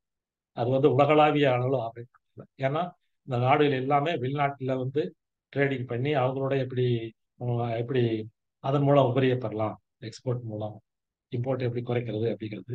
அப்புறம் இன்னொரு ரொம்ப ஒரு அட்வான்ஸான விஷயம் ஸ்வீடனை பொறுத்த வரைக்கும், அவங்க இந்த இராணுவ தளவாடங்கள் உற்பத்தியில ரொம்ப முக்கிய பங்கு வகிக்கிறாங்க. அது அது வந்து ப்ரொடக்டிவ் ஒர்க்குக்கு போய் சேர்றது இல்லை, அது எல்லாமே டிஸ்ட்ரக்டிவ் ஒர்க் போகலாம்.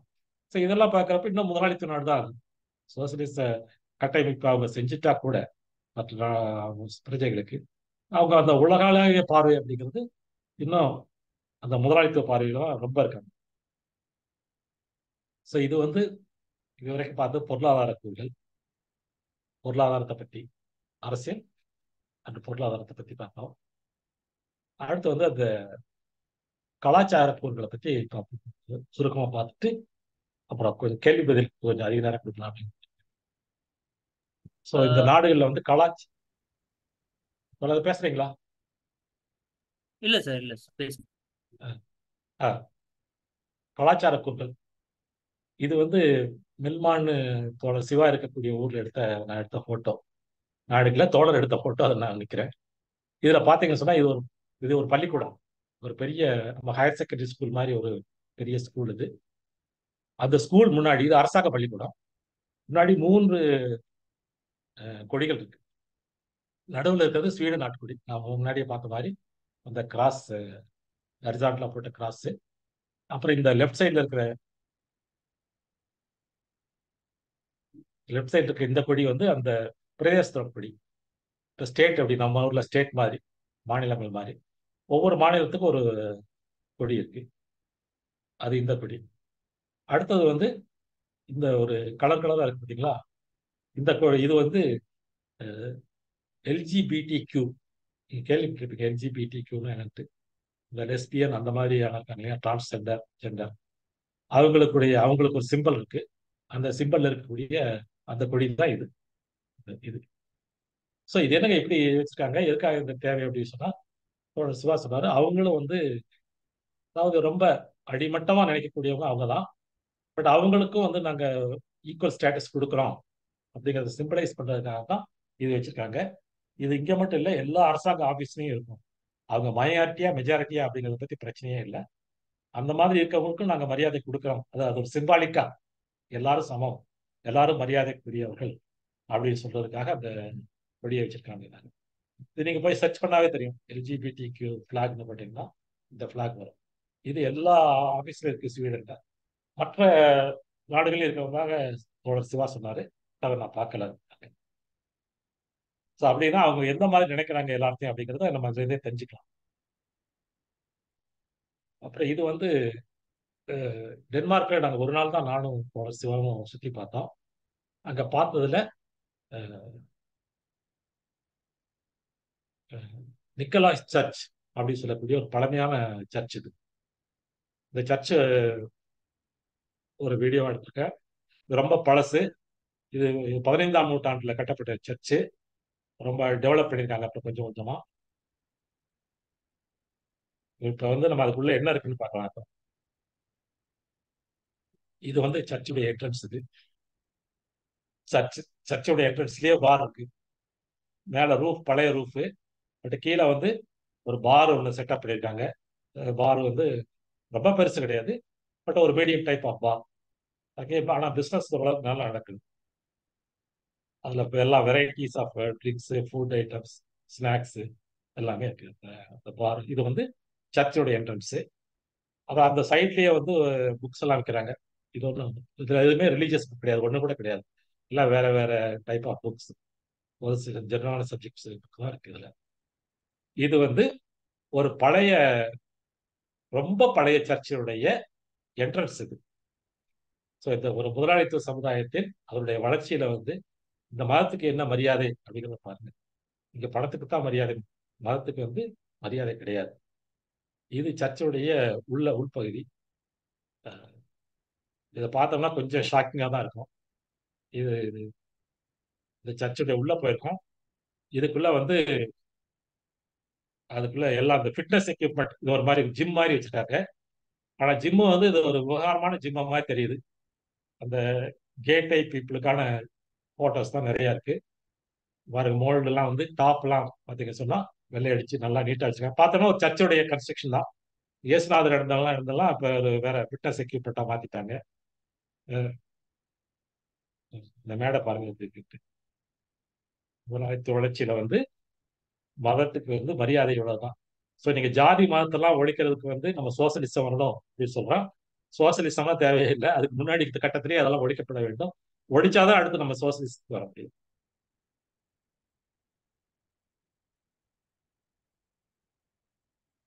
ஸோ இதை கலாச்சார கூறுகள் அப்படின்னு பார்த்ததுல இவ்வளவுதான் தோழர். நான் வந்து எல்லாத்தையும் அது 28 நாட்கள் நடந்தே காட்ட முடியாது. அதே மாதிரி அரசியல் பொருளாதாரம் பேசும்போது நிறைய இருக்கு அதுல விஷயங்கள் அங்க பேச வேண்டியது. அத்தனையும் பேச முடியல, பேச முடியும். இந்த டயத்துல பேச முடியல, பேச முடியாது. ஸோ 1 மணி நேரம் சொல்லியிருந்தேன், கரெக்டா 1 மணி நேரத்துல இந்த பேச்சை முடிச்சுட்டேன். தோழர்களுக்கு வேற சந்தேகங்கள், கேள்விகள் இருந்தா கேட்கலாம். அன்மியூட் பண்ணிட்டு வாங்க. தோழர் தினேஷ், அன்மியூட் பண்ணியிருக்கேன் எல்லாத்தையும். சார் சொல்லுங்க சார். இல்ல, அன்மியூட் பண்ணிருங்க எல்லாத்தையும். ஓகே.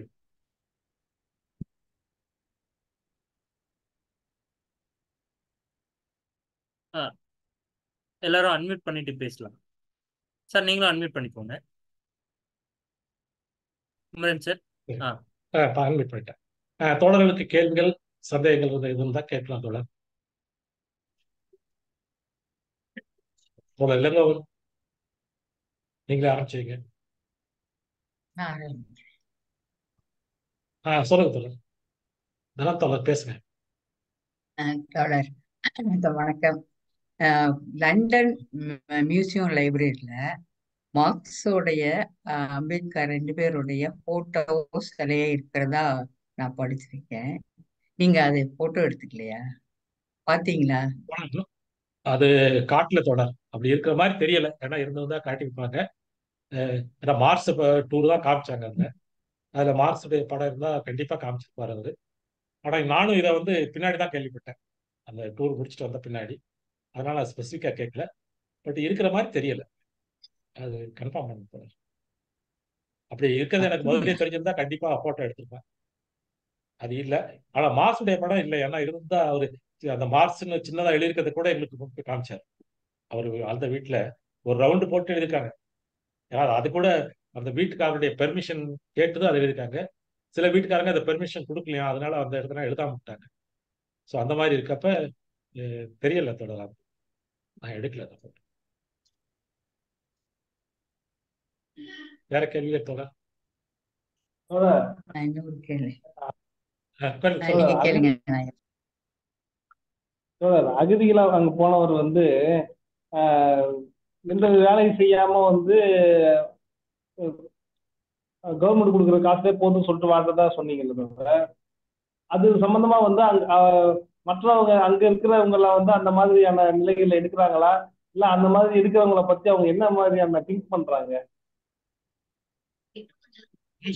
ஸ்வீடன் நாட்டு பிரஜைகளை பொறுத்த வரைக்கும் தவிர அவங்க எல்லாருமே முடியும்னா வேலை செஞ்சுதான் அவங்க வாழ்க்கை நடத்தணும்னு நினைக்கிறாங்க. முடியாத சமயத்துல வந்து இந்த மாதிரி கவர்மெண்ட்டுடைய பட்டம் எடுத்துக்கிறாங்க. அல்லது சில சமயங்களில் வேலை போயிடும், அவங்க பிரைவேட்ல வேலை பார்த்துட்டு இருப்பாங்க. ஏதோ ஒரு வேலை போயிடுச்சுன்னா கூட அவங்க வேலை வேற வேற வேலை தேடும் வரைக்கும் அவங்க வந்து இந்த வாங்கிட்டு இருப்பாங்க. பெரும்பகுதியானவங்க இந்த மாதிரி சும்மா வாங்கிட்டு இருக்கிறதில்ல. அந்த பீரியடை வந்து அவங்க வேற ட்ரேட் கத்துக்கிறதுக்கோ அல்லது படிக்கிறதுக்கோ கூட உபயோகப்படுத்திக்கிறாங்க. அது ஸ்வீடன் பிரஜைகளை பொறுத்த வரைக்கும் அந்த நிலைமை. அகதிகளை பொறுத்த வரைக்கும் அவங்களே நிறைய பேர் அந்த மாதிரியான அவங்களை குவாலிஃபை பண்ணி வேலைக்கு போகணும்னு தான் நினைக்கிறாங்க. பட் ஒரு பகுதியினர் வந்து இந்த மாதிரி சும்மா இருக்கிறது வந்து அவங்களுக்கு ஒரு தொந்தரவா தெரியுது. நீங்க இப்ப சென்னையுடைய பாப்புலேஷன் 1 கோடி.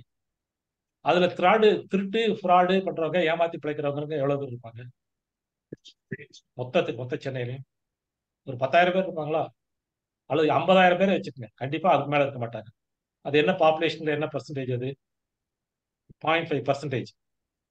ஆனா அதுதான் வந்து நமக்கு கண்ணுக்கு முன்னாடி தெரியுது. ஏன்னா அவங்க பண்றதுதான் தொந்தரவா இருக்கு. அவங்க தான் ஏதாவது பிக் பாக்கெட் அடிச்சிட்டாலோ அல்லது வேற ஏதாவது கொலைகள் பண்ணாலோ அல்லது வேற கலவரத்தில் ஈடுபட்டாலோ பெரிய பிரச்சனையா இருக்கு. ஸோ அப்படி இருக்கப்ப இங்க வந்து ஏறத்தாழ 3 லட்சம் அகதிகள் இருக்காங்க ஸ்வீடன்ல. ஸ்வீடனுடைய பாப்புலேஷனே வந்து 1 கோடி சம்திங் தான். ஸோ அங்க 3 லட்சம்ங்கிறது வந்து அது ஒரு பெரிய பாப்புலேஷன். அதை வந்து அதுல நிறைய பேர் அந்த மாதிரி ஈடுபடும் போது அது ஒரு சின்ன நாடாக இருக்கிறதுனால அது அவங்களுக்கு தொந்தரவா தெரியும். அது ஒரு நியூசன்ஸா நினைக்கிறாங்க. பட் அகதிகள் இங்கிருந்து போனவங்களே வந்து அதை அங்க இருக்கக்கூடிய லீடர்ஸோ அல்லது அவங்களோ அதெல்லாம் உணர்ந்து அவங்க நடந்துக்கிட்டாங்கன்னு சொன்னா அவங்களுக்கு ஒன்றும் பிரச்சனை இல்லை. அவங்க நல்ல வேலை செய்யக்கூடியவங்க, அவங்கள பொறுத்த வரைக்கும் நல்ல சிட்டிசன். அப்படி இல்லாதவங்களும் வந்து உண்மையான காரணங்கள் வந்து அவங்களால வேலை செய்ய முடியும்னா அவங்களே அவங்க நல்லா பாத்துக்கிறாங்க. ஆனா இப்படி எதுக்குமே லாயக்கு இல்லாம பிரச்சனை மட்டும் பண்றவங்கள தான் வந்து அவங்க பிரச்சனையா பாக்குறாங்க. ஒரு ஒரு நாட்டுடைய ஜனத்தொகையில ஆல்மோஸ்ட் 3% வந்து அகதிகள் அப்படின்னு சொன்னா அது ஒரு பெரும் தொகை தான் வரும் இல்லைங்களா? இப்ப இந்தியாவுக்கே வந்து ஒரு 5 கோடி பேர் அகதியா வர்றாங்கன்னு வச்சுக்கோங்க, அது 3% தான். 4-5 கோடி பேர் வராங்கன்னா அது எவ்வளவு பெரிய பிரச்சனையா?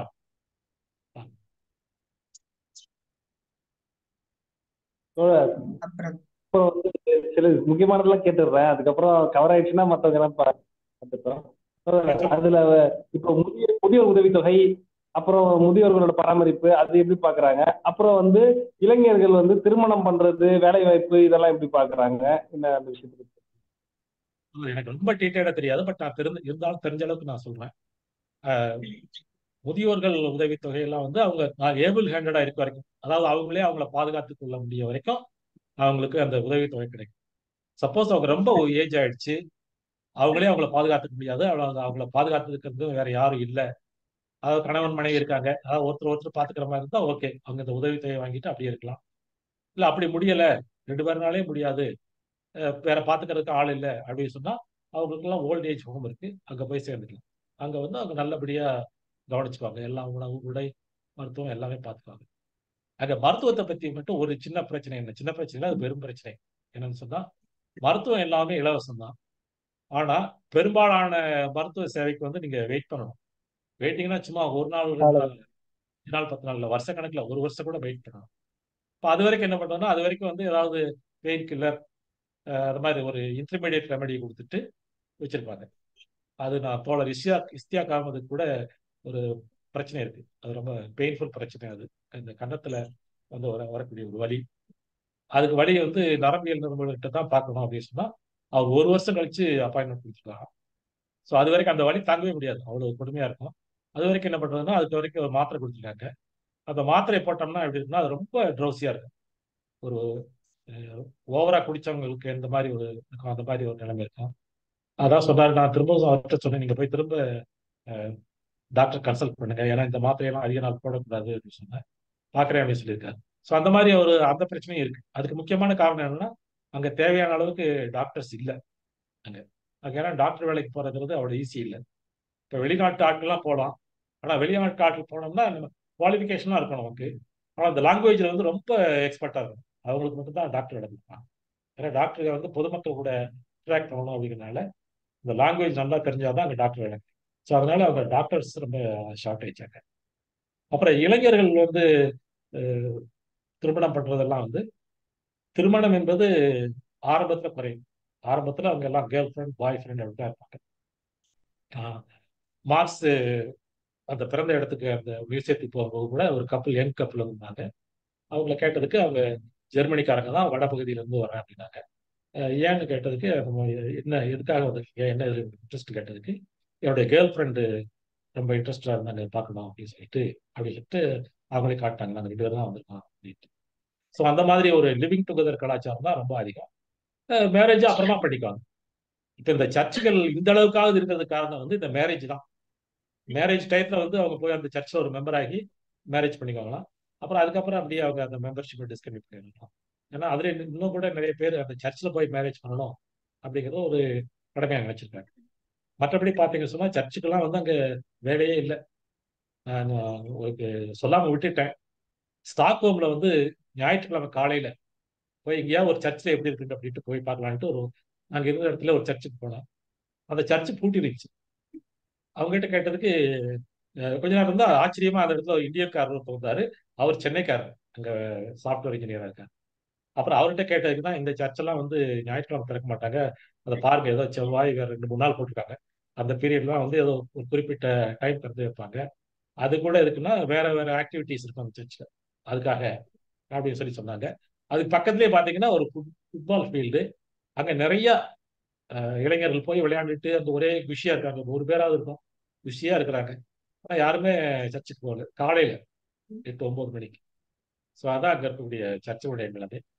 அப்புறம் இந்த கலாச்சார கூறுகளில் பார்த்தோம்னு சொன்னா, நம்ம ஏதோ வெளிநாட்டு கலாச்சாரம்னா இது ரொம்ப ஃப்ரீ கல்ச்சர், எல்லாரும் அப்படி ஃப்ரீயா அலைவாங்க போல் இருக்கு அப்படின்னு நம்ம நினைச்சிட்டு இருக்கோம். அந்த மாதிரி கிடையாது. இல்லை, ரொம்ப கட்டுப்பாடு. சொல்லுங்க ரங்கராஜ். சார், இல்ல ஒண்ணும் இல்லைங்க. அதான் இது மாதிரி நினைச்ச மாதிரி நாம ரொம்ப தவறா நினைச்சுக்கிட்டு இருக்கோம். அப்படி ஒன்றும் ரொம்ப கலாச்சார கேடு இருக்கிற மாதிரி தெரியல. ஆமா தோழர், அப்படியெல்லாம் ஒன்றும் ஃப்ரீயாலாம் கிடையாது. அவங்க கேர்ள் ஃப்ரெண்டா இருந்தாலும் சரி, மனைவியா இருந்தாலும் சரி, அவங்க இருக்கிற வரைக்கும் ரெண்டு பேரும் ஒருத்தருக்கு ஒருத்தர் லாயர். அதுக்கு மேலே பிரிஞ்சுட்டாங்கன்னா அது அப்புறம் அவங்க ஃப்ரீ. அது எப்படி சொல்லணும்னா அது ஒரு ஃப்ரீ சொசைட்டி அப்படிதான் சொல்ல முடியுங்களே. அதாவது அஹ், ஒரு கேள்வி கெட்ட சொசைட்டி அப்படிலாம் சொல்லவே முடியாது. அங்க வந்து ஈக்குவல் ரைட்ஸ் இருக்கு, ஆண்களுக்கும் பெண்களுக்கும் ஈக்குவல் ரைட்ஸ் இருக்கு. அதை அவங்க கரெக்டா யூஸ் பண்ணிக்கிறாங்க. சும்மா நீங்க அப்படி இஷ்டத்துக்கு கலைஞ்சிட்டு இருந்தாலோ அல்ல குடிச்சிட்டு கூத்தடிச்சிட்டு இருந்தாலோ எப்படி இவ்வளவு பேர் வேலை செய்ய முடியும்? நீங்க வேலை செய்யற இடங்கள்லாம் பாத்தீங்கன்னா பெண்கள் தான் பாதிக்கு மேல இருக்காங்க. எல்லா இடங்கள்லயும் எல்லா வேலையும் செய்யறாங்க பெண்கள். அந்த அளவுக்கு ஒரு கமாண்டிங்கா இருக்காங்க. அவங்க பேசுறதுன்னு பாத்தீங்கன்னு சொன்னா ரொம்ப நல்லா இருக்கும். அவங்க கிட்ட இன்னும் கொஞ்ச நேரம் பேசிட்டு இருக்கலாம் அப்படிங்கிற மாதிரி இருக்கு. பட் அவங்க பிசினஸ் லைக்கா இருப்பாங்க, நமக்கு வேணுங்கிற அளவுக்கு தான் பேசுவாங்க. அந்த அளவுக்கு ஒரு சாஃப்டாவும் ரொம்ப நைஸாவும் பொலைட்டா இந்த நாகரிகமான பேச்சு அப்படி சொல்லுவோம் இல்லைங்களா, அந்த மாதிரியான ஒரு பேச்சு தான் அவங்க இருக்கு. அதுவும் அவங்க இந்த நார்த் யூரோப்பியன் கண்ட்ரிஸ்லாம் பார்த்தீங்கன்னா அவங்க எல்லாருக்குமே இங்கிலீஷ் தெரியும். ஏன்னா நம்மள மாதிரி இங்கிலீஷ் ஒரு பாடமா எடுத்து எலிமெண்ட்ரி ஸ்கூல்ல இருந்து படிக்கிறாங்க. அப்புறம் அது இல்லாமல் அவங்களுக்கு இங்கிலீஷ் பேசணும் அப்படிங்கிறது வந்து அவங்க ஒரு நினைச்சிட்டு இருக்காங்க, நம்ம ஊர்ல எப்படி மாதிரி அதே மாதிரி அங்க.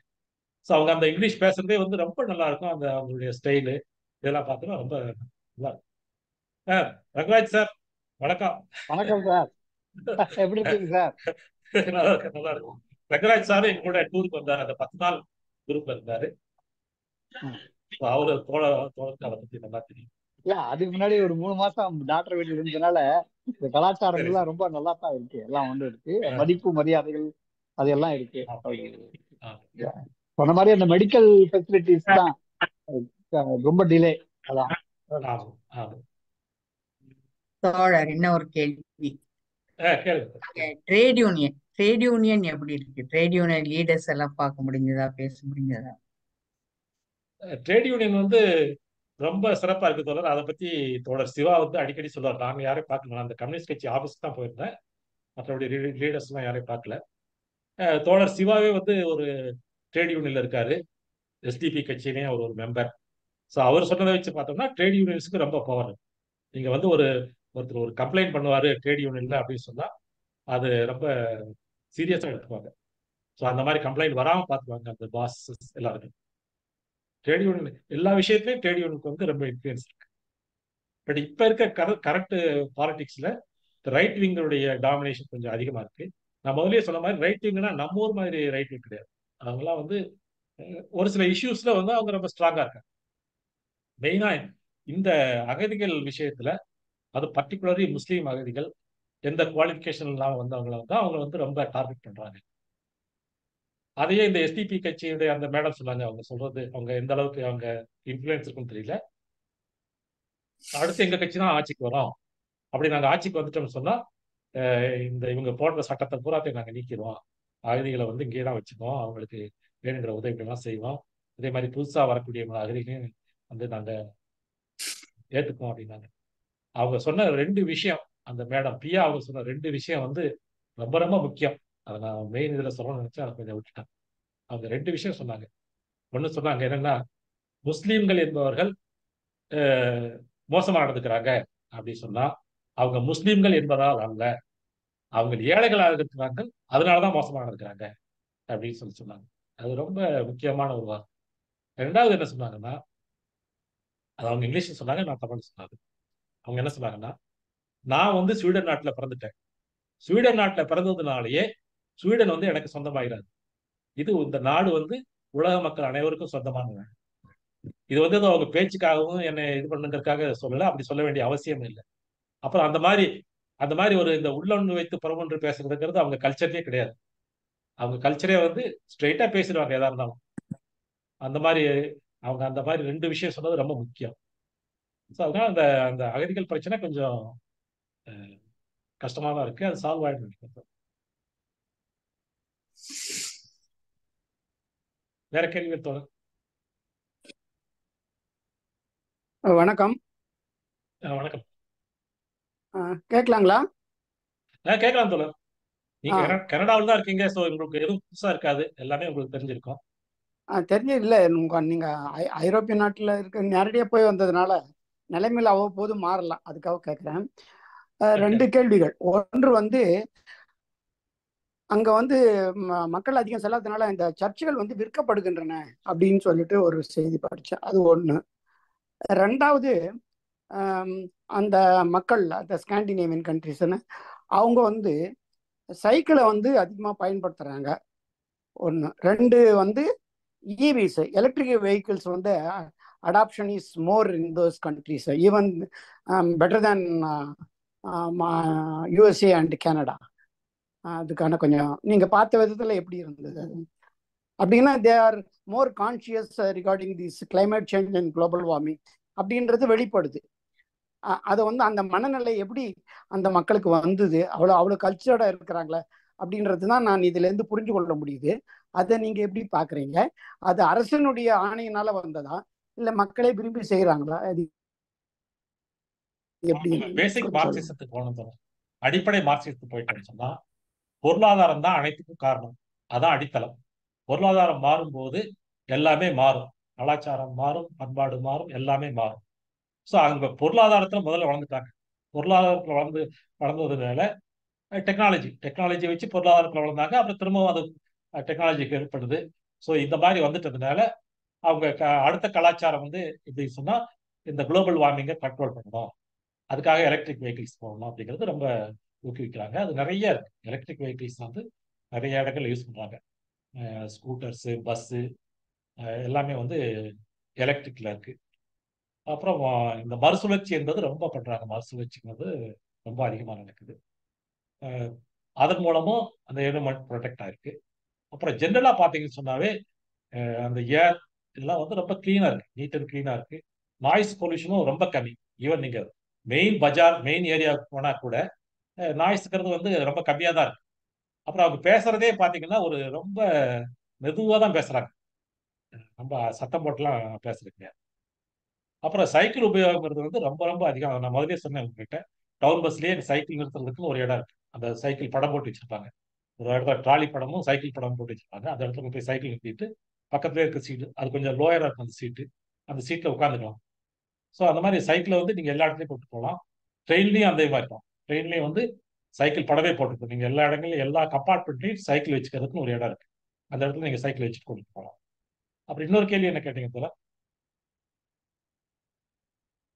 ஏழுமலை தோழர், முதல் கேள்வி இன்னொன்னு சொன்னீங்களே என்னதுக்கு? அதாவது சர்ச்சுகள் விற்கப்படுகின்றன. முக்கியமான சர்ச்சுகள், ஆமா தோழர், சர்ச்சுகள்லாம் விற்கப்படுகின்றன, வாங்கப்படுகின்றன. அப்படி வாங்கிதான் ஒருத்தர் வாங்கி செஞ்சிருக்காரா இல்ல வாடகைக்கு எடுத்து செஞ்சிருக்காரா, எப்படி இது அரசாங்கம் செய்யல, அவர் குத்தகைக்கு எடுத்த செஞ்சிருப்பாருன்னு நினைக்கிறேன். ஸோ அந்த மாதிரி மாத்திருக்காங்க. நிறைய சர்ச்சுகள் விற்கப்பட்டிருக்கிறது. அது பியூட்டி என்னன்னு சொன்னா சில சர்ச்சுகள் வாங்கி, முஸ்லீம் ஆர்கனைசேஷன் வாங்கி அதை மாஸ்கா கன்வெர்ட் பண்ணிட்டாங்க அப்படின்னு கேள்விப்பட்டேன். அதை அந்த கம்யூனிஸ்ட் கட்சி ஆஃபீஸில் பேசிட்டு இருக்கப்ப தான் தோழர் சொன்னாரு. அமெரிக்காவில் கேள்விப்பட்டேன் சில சர்ச்சஸ் வாங்கி கோயிலா மாத்திருக்காங்க அப்படின்ட்டு, இந்து கோயிலாவும் கூட மாத்திருக்காங்க. ஸோ அதை பத்தி அவங்களுக்குலாம் ஒரு பிரச்சனை கிடையாது, இந்த மத இதெல்லாம் கிடையாது. அவங்க ஈவன் மற்ற மதத்துக்காரங்க ப்ராக்டிஸ் அதை பத்தியும் கிடையாது. அவங்களுடைய பிரச்சனை என்ன, அவங்க வந்து law and order problem create பண்ணக்கூடாது, வேற அவங்க சும்மா உட்காந்துக்கிட்டு இந்த மாதிரி கவர்மெண்ட் சம்பளத்தை வாங்கிட்டு இருக்கக்கூடாதுங்கிறது தான் அவங்க பிரச்சனையை ஒழிய, மற்றபடி இந்த விற்கிறது வாங்குறத பற்றிலாம் அவங்க பெரிய விஷயம் இல்லை. அது அவங்களுக்கு ஒரு பொருட்டே இல்லை. இதுக்கு 1992 வரைக்கும் கிறிஸ்தவ மதம்ங்கிறது ஒரு பாடமாகவே இருந்துச்சா ஸ்கூல்ல. அந்த கம்யூனிஸ்ட் தோழர் சொன்னாரு, நான்லாம் சின்ன பையன் படிச்சிருக்கேன் அந்த பாடங்கள். பைபிள் வந்து சில்ட்ரன்ஸ் பைபிள்னு ஒன்று இருக்கும், அது ரொம்ப ஈஸியா இருக்கு படிக்கிறது, கதைகளாக நல்லா இருக்கும். அதெல்லாம் நாங்கள் படிக்கணும். அந்த ஸ்கூல் கரிக்குலம்லேயே வந்து அந்த 2 பாடம் இருக்கும். ஒன்று வந்து தியாலஜி, இந்த சமய பாடம் வந்து, இன்னொன்று மதங்கள் பற்றிய பாடம். மதங்கள் பற்றிய பாடங்கிறது வந்து எல்லா மதங்களை பற்றியும் படிக்கிறது, ஒரு ஹிஸ்டரி மாதிரி. இன்னொன்று வந்து அந்த கிறிஸ்தவ மதத்தை மட்டும் பைபிள் படிக்கிறது, அதை பற்றிய மற்ற கோட்பாடுகள், இயேசுநாதனுடைய வாழ்க்கை வரலாறு, அவருடைய செஞ்சது, அந்த மாதிரி பாடம் இருக்க நாட்டில் 1992 வரைக்கும் அந்த மாதிரி. 92லாம் இந்த பாடமே கூடாது அப்படின்னு சொல்லிட்டு கம்ப்ளீட்டா இப்ப அது செக்குலர் கண்ட்ரின்னு மட்டும் சொல்ல முடியாது, அதுக்கு மேல போயிட்டாங்க. அது தோழர், இன்னொன்னு நான் சொன்னதுல வந்து எனக்கு விளக்கம் கிடைக்கல. அதாவது நீங்க சொல்றீங்க பர் கேபிட்டா இன்கம் அதிகமா இருக்கிற நாடுகள்ல வந்து இந்த climate change and global warming awareness இருக்கும் அப்படின்ற அடிப்படையில தான் நீங்க இந்த ஸ்காண்டினேவியன் கண்ட்ரிஸுக்கும் சொல்றீங்க. அது இல்லை அப்படின்றது தான் இது. இப்போ யூஎஸ்ல வந்து பர் கேபிட்டா இன்கம் அதிகம், ஆனா அவங்களுக்கு வந்து இந்த வெஹிக்கிள்ஸ் அடாப்ஷனுக்கு சப்சிடி நிறைய கொடுக்க வேண்டியது இருக்கு. அப்ப யூரோப்பையும் அவங்க வாங்குறாங்க. அமெரிக்காவையும் நீங்க கனடாவிலயும் அதே யூரோப்பையும் நிலைமை தான் அமெரிக்கா இருக்குது. யூரோப்பையும் அமெரிக்காவையும் இல்ல கம்பேர் அங்க பண்ணாங்க.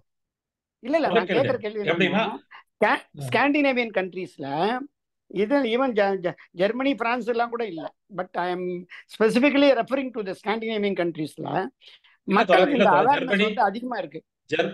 கொஞ்சம் கேளுங்க. ஜெர்மனி, பிரான்ஸ், இங்கிலாந்து எல்லா நாடுகள்லயும் இவி வெஹிக்கிள்ஸ் யூசேஜ் ஜாஸ்தியா இருக்கு. அதே மாதிரி ரீசைக்கிளுக்கும் அவங்க ரொம்ப என்கரேஜ் பண்றாங்க. ஜெர்மனி இது பிரான்ஸ்ல பாத்தீங்கன்னா நிறைய பஸ்க எலக்ட்ரிக் பஸ் அப்படின்னே போட்டிருக்கோம்.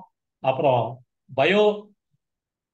பயோஃபியூயல் பஸ் அப்படின்னு சொல்லி அந்த பஸ் இருக்கு. ஸோ அவங்க அந்த மாதிரி எஃபர்ட்லாம் நிறைய எடுக்கிறாங்க. அமெரிக்கா மற்ற அமெரிக்க நாடுகளுடைய அமெரிக்க கண்டத்து நாடுகளுடைய மென்டாலிட்டி வேற. அவங்க வந்து இந்த விஷயங்களுக்கெல்லாம் அதிகமாக அவங்க கொடுக்கறதில்லை. ஏன்னா அவங்களுடைய வளர்ச்சி என்பது வேற மாதிரி இருந்துச்சு. அந்த நிலப்பரப்பு, அது அவங்களுடைய அந்த லார்ஜ் ஸ்கேல், இது அங்கே நடந்த அந்த சரித்திரம், அவங்க சரித்திரமே அது வேற மாதிரி இருக்கு. அப்புறம் இப்போ அவங்க இருக்கக்கூடிய ரோல் பார்த்தீங்கன்னு சொன்னா, அவங்க அமெரிக்கா வந்து ஒரு உலக தாதா அப்படிங்கிறத மாதிரி நினைச்சுக்கிட்டு அதுக்கு தான் அவங்க அதிக செலவு பண்றாங்களே ஒழிய சோசியல் வெல்ஃபேருக்குலாம் இந்த மாதிரி கான்சன்ட்ரேட் பண்றது கிடையாது. இந்த நாடுகள்லாம் வந்து மிலிட்ரிக்கு ஸ்பெண்ட் பண்றது முக்கியமா, சோசியல் வெல்ஃபேருக்கு ஸ்பெண்ட் பண்றது முக்கியமான சோசியல் வெல்ஃபேர் தான் சொல்லுவாங்க. மிலிட்ரி வந்து அப்புறம் பாத்துக்கலாம், அது ஏதாவது ஒரு ட்ரீட் போட்டுக்கலாம். ஆமா, அந்த இடத்துல தான் எனக்கு வந்து விளக்கம் தேவை. என்னன்னா இந்த ஹியூமன் டெவலப்மெண்ட் இண்டெக்ஸ் அப்படின்னு சொல்லிட்டு ஹாப்பினஸ் இண்டெக்ஸ் இதெல்லாம் பாத்தீங்கன்னா இந்த ஸ்காண்டினேவியன் கண்ட்ரிஸ் தான் முதல்ல நிக்குது. அப்படி இருக்கிற அந்த நாடுகள் தான் அந்த மக்களுடைய உளவியல் வந்து இந்த மாதிரி குளோபல் வார்மிங், கிளைமேட் சேஞ்ச் இதுகெல்லாம் வந்து பற்றிய புரிதலுக்கு மேல வந்து அதுக்கான நடவடிக்கைகள் எடுப்பதும் வந்து இருக்கு, அதிகமா இருக்குதுன்னு சொல்லிட்டு புள்ளிவிவரம் சொல்லுது. என்னோட கேள்வி என்னன்னா, இது அரசனுடைய அறிவுறுத்தல் பேரில் நடக்கிறதா, இந்த மக்கள் தாமாக முன் வந்து இதை செய்கின்றார்களா, எப்படி இருக்குது அவங்களுடைய உளவியல் போக்குன்றது தான் கேள்வி. தோழர், அரசும் வந்து செய்யும், மக்களும் செய்வாங்க. மக்களுடைய சப்போர்ட் இல்லாம அரசு மட்டும் செய்ய முடியாது. அது ரெண்டும் வந்து ஒன்றுக்கு ஒன்று காம்ப்ளிமெண்ட், அது ரெண்டும் சேர்ந்து தான் நடக்கும். ஸோ அது சேர்ந்து தான் நடக்குது. தனித்தனியா மக்கள் இதை செய்யறாங்க, அரசு இதை செய்யுது அப்படின்னு, அது ரெண்டும் சேர்ந்து தான் நடக்குது. அது சேர்ந்து நடக்கிறதுக்கு காரணம் அவங்களுடைய வரலாற்று வழியாக வந்த ரீசன் வந்து. அப்புறம் இந்த ஸ்காண்டினேவியன் கண்ட்ரீஸ்லயே அவங்களுடைய கலாச்சாரம் இந்த மாதிரி. நீங்க அதை பார்த்தீங்கன்னு சொன்னா அது ஒரு ரொம்ப ஸ்ட்ராங்கான மத கலாச்சாரம் உள்ள நாடு. அதான் அந்த கொடியை காமிச்சு இல்லைங்களா, 4 கொடிகள் இருக்கு, 4மே வந்து மத அடையாளத்தோட இருக்க கொடிகள். ஆனா அப்படி இருந்து அவங்க இப்படி இருக்காங்க அப்படின்னு சொன்னா அதுக்கு காரணம் வந்து அந்த மக்களுடைய மனநிலை, அந்த பொருளாதார வளர்ச்சி, அதனால் மாற்றமடைந்த மக்களுடைய மனநிலை. கண்டிப்பா அரசாங்கத்துடைய ரோல் பெரிய ரோல். அரசாங்கம் வந்து பெரிய முதலாளி, அவங்க அரசாங்கம் தான். எல்லா நாடுகளிலுமே பெரிய முதலாளி அரசாங்கம் தான், அது எப்படிப்பட்ட முதலாளித்துவ நாடா இருந்தாலும். ஸோ அவங்களுடைய ரோல் ரொம்ப முக்கியமானது இருக்கு, அதோட சந்தேகம். வேற கேள்விகள் சந்தேகங்கள் தான் கேளுங்க போல.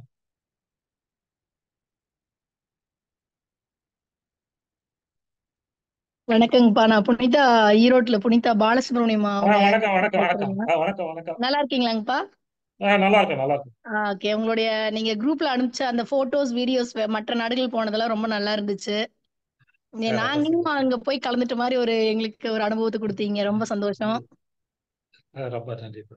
என்னுடைய கேள்வி என்னன்னா, இப்போ வந்து நம்ம நாடு இன்னும் கம்பேர் பண்ணி தான் நம்ம ஒன்னொன்னையும் கத்துக்கிறோம்.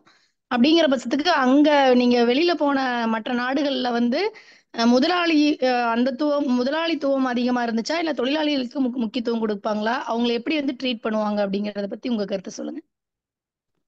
நான் தான் முதல்ல இருந்தே சொன்னேன், அது முதலாளித்துவ நாடு தான், முதலாளிகள் தான் இருக்காங்க, தனி முதலாளிகள் இருக்காங்க, அரசாங்கமும் இருக்குது, அரசாங்கமும் ஒரு முதலாளித்துவமாக இருக்கு. ஆனா தொழிலாளர்களுக்கு வந்து இத்தனை ஃப்ரீடம் கொடுத்து வச்சிருக்காங்க. அது 8 மணி நேரத்துக்கு மேல வேலை செய்யக்கூடாது. அப்புறம் ஒர்க்ல வந்து அவங்க ஏதாவது தொடர் சிவா வந்து அடிக்கடி சொல்லுவார், அவர் கொஞ்சம் ஒரு டல்லா இருந்தாலோ அல்லது டயர்டா இருந்தாலோ அல்லது கொஞ்சம் டென்ஷனா இருந்தாலோ அவங்களுடைய அப்ரோச் எப்படி இருக்கும் அப்படின்ட்டு, நீங்க வந்து கவுன்சிலிங் போயிட்டு வாங்க, நீங்க வந்து ரெஸ்ட் எடுத்துக்கங்க, நீங்க ஹாஸ்பிட்டலுக்கு போங்க அப்படின்னு சொல்லி ரொம்ப கவனிச்சுக்கிறாங்க. அதாவது ஒரு சாதாரண தொழிலாளியா இருந்தா கூட அவங்கள ரொம்ப கவனிச்சுக்கிறாங்க அப்படின்னு.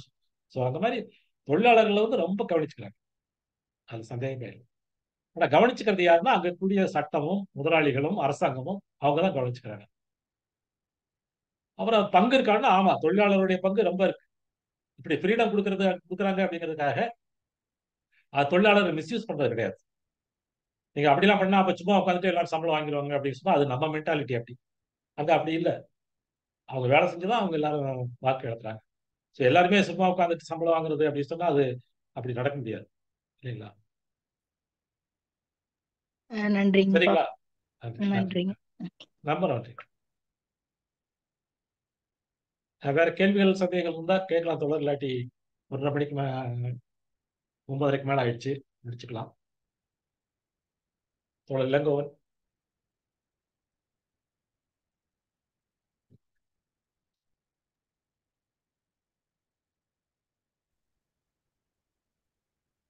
யாருக்கும் சந்தேகம் கேள்விகள் எதுவும் இல்லைன்னா முடிச்சுக்கலாம். Adios amigos. Powering off. தொடர் பிடிச்சிருக்கேன் தொடர். வேற கேள்விகள் எது இருக்குங்களா? இல்லாட்டி முடிச்சுக்கலாம். தொடருக்கு வேற எதுவும் கேள்விகள் இல்லைன்னா நிகழ்ச்சி முடிச்சுக்கலாம் தொடர். கரெக்டா வந்து சரி 36வது. சரிங்க. தோழர் ஆனா எனக்கு வந்து ஒரு நிமிடம் ஹலோ தோழர் நான் கேளுங்க. வாங்க வாங்க ஒரு தோழர். நிமிஷம் திவான் அதான் தோழர் பேசுங்க. சிவா திவான் தோழர். திவான் தோழர் வணக்கம் தோழர். பேசுங்க தோழர்.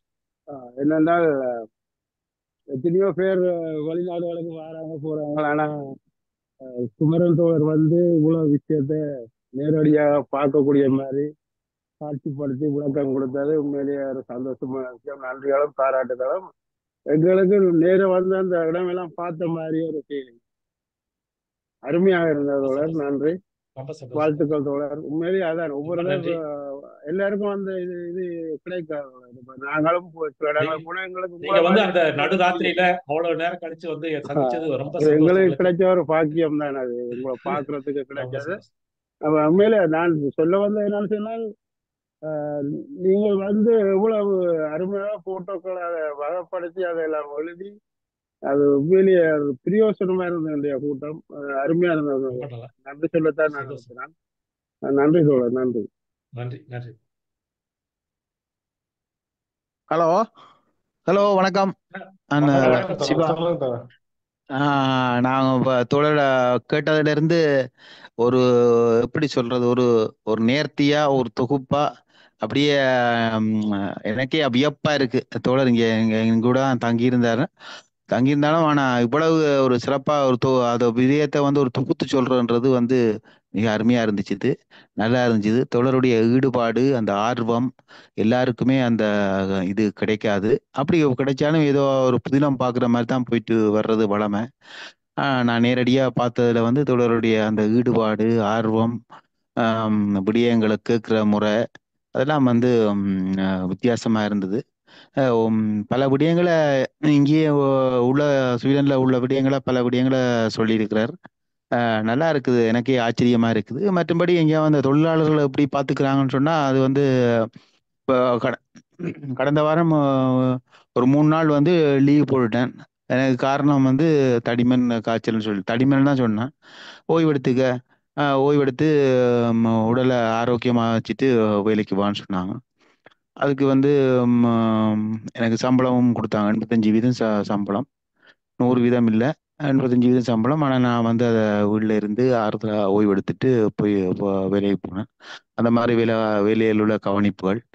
மற்றது தோழர்கிட்ட அந்த அரசாங்கம் செய்தா அந்த இதெல்லாம் வந்து அது வந்து பள்ளிக்கூடத்துல இருந்து எல்லாமே கற்பிக்கப்படுது. 2 வயது 3 வயதுலேருந்தே அனைத்துமே கற்பிக்கப்படுது. பிளாஸ்டிக்ல தனியாக போடணும், அட்டை வந்து தனியாக போடணும், இப்போ உடைஞ்ச போத்தல்கள் வந்து தனியாக போடணும். அந்த குளோபல் வார்மிங்கை பற்றி விளக்கங்கள் பிள்ளைகளுக்கு சிறு வயதிலேருந்தே அனைத்துமே கற்றுக் கொடுக்கப்படுகிறது. அதுவே வளர்ந்த உடனே மக்களுக்கு வந்து அதே ஒரு கலாச்சாரம் ஆயிடுது. அதை மக்கள் வந்து ஒரு கலாச்சாரமா பார்க்குறாங்க அந்த ஒழுக்கத்தை.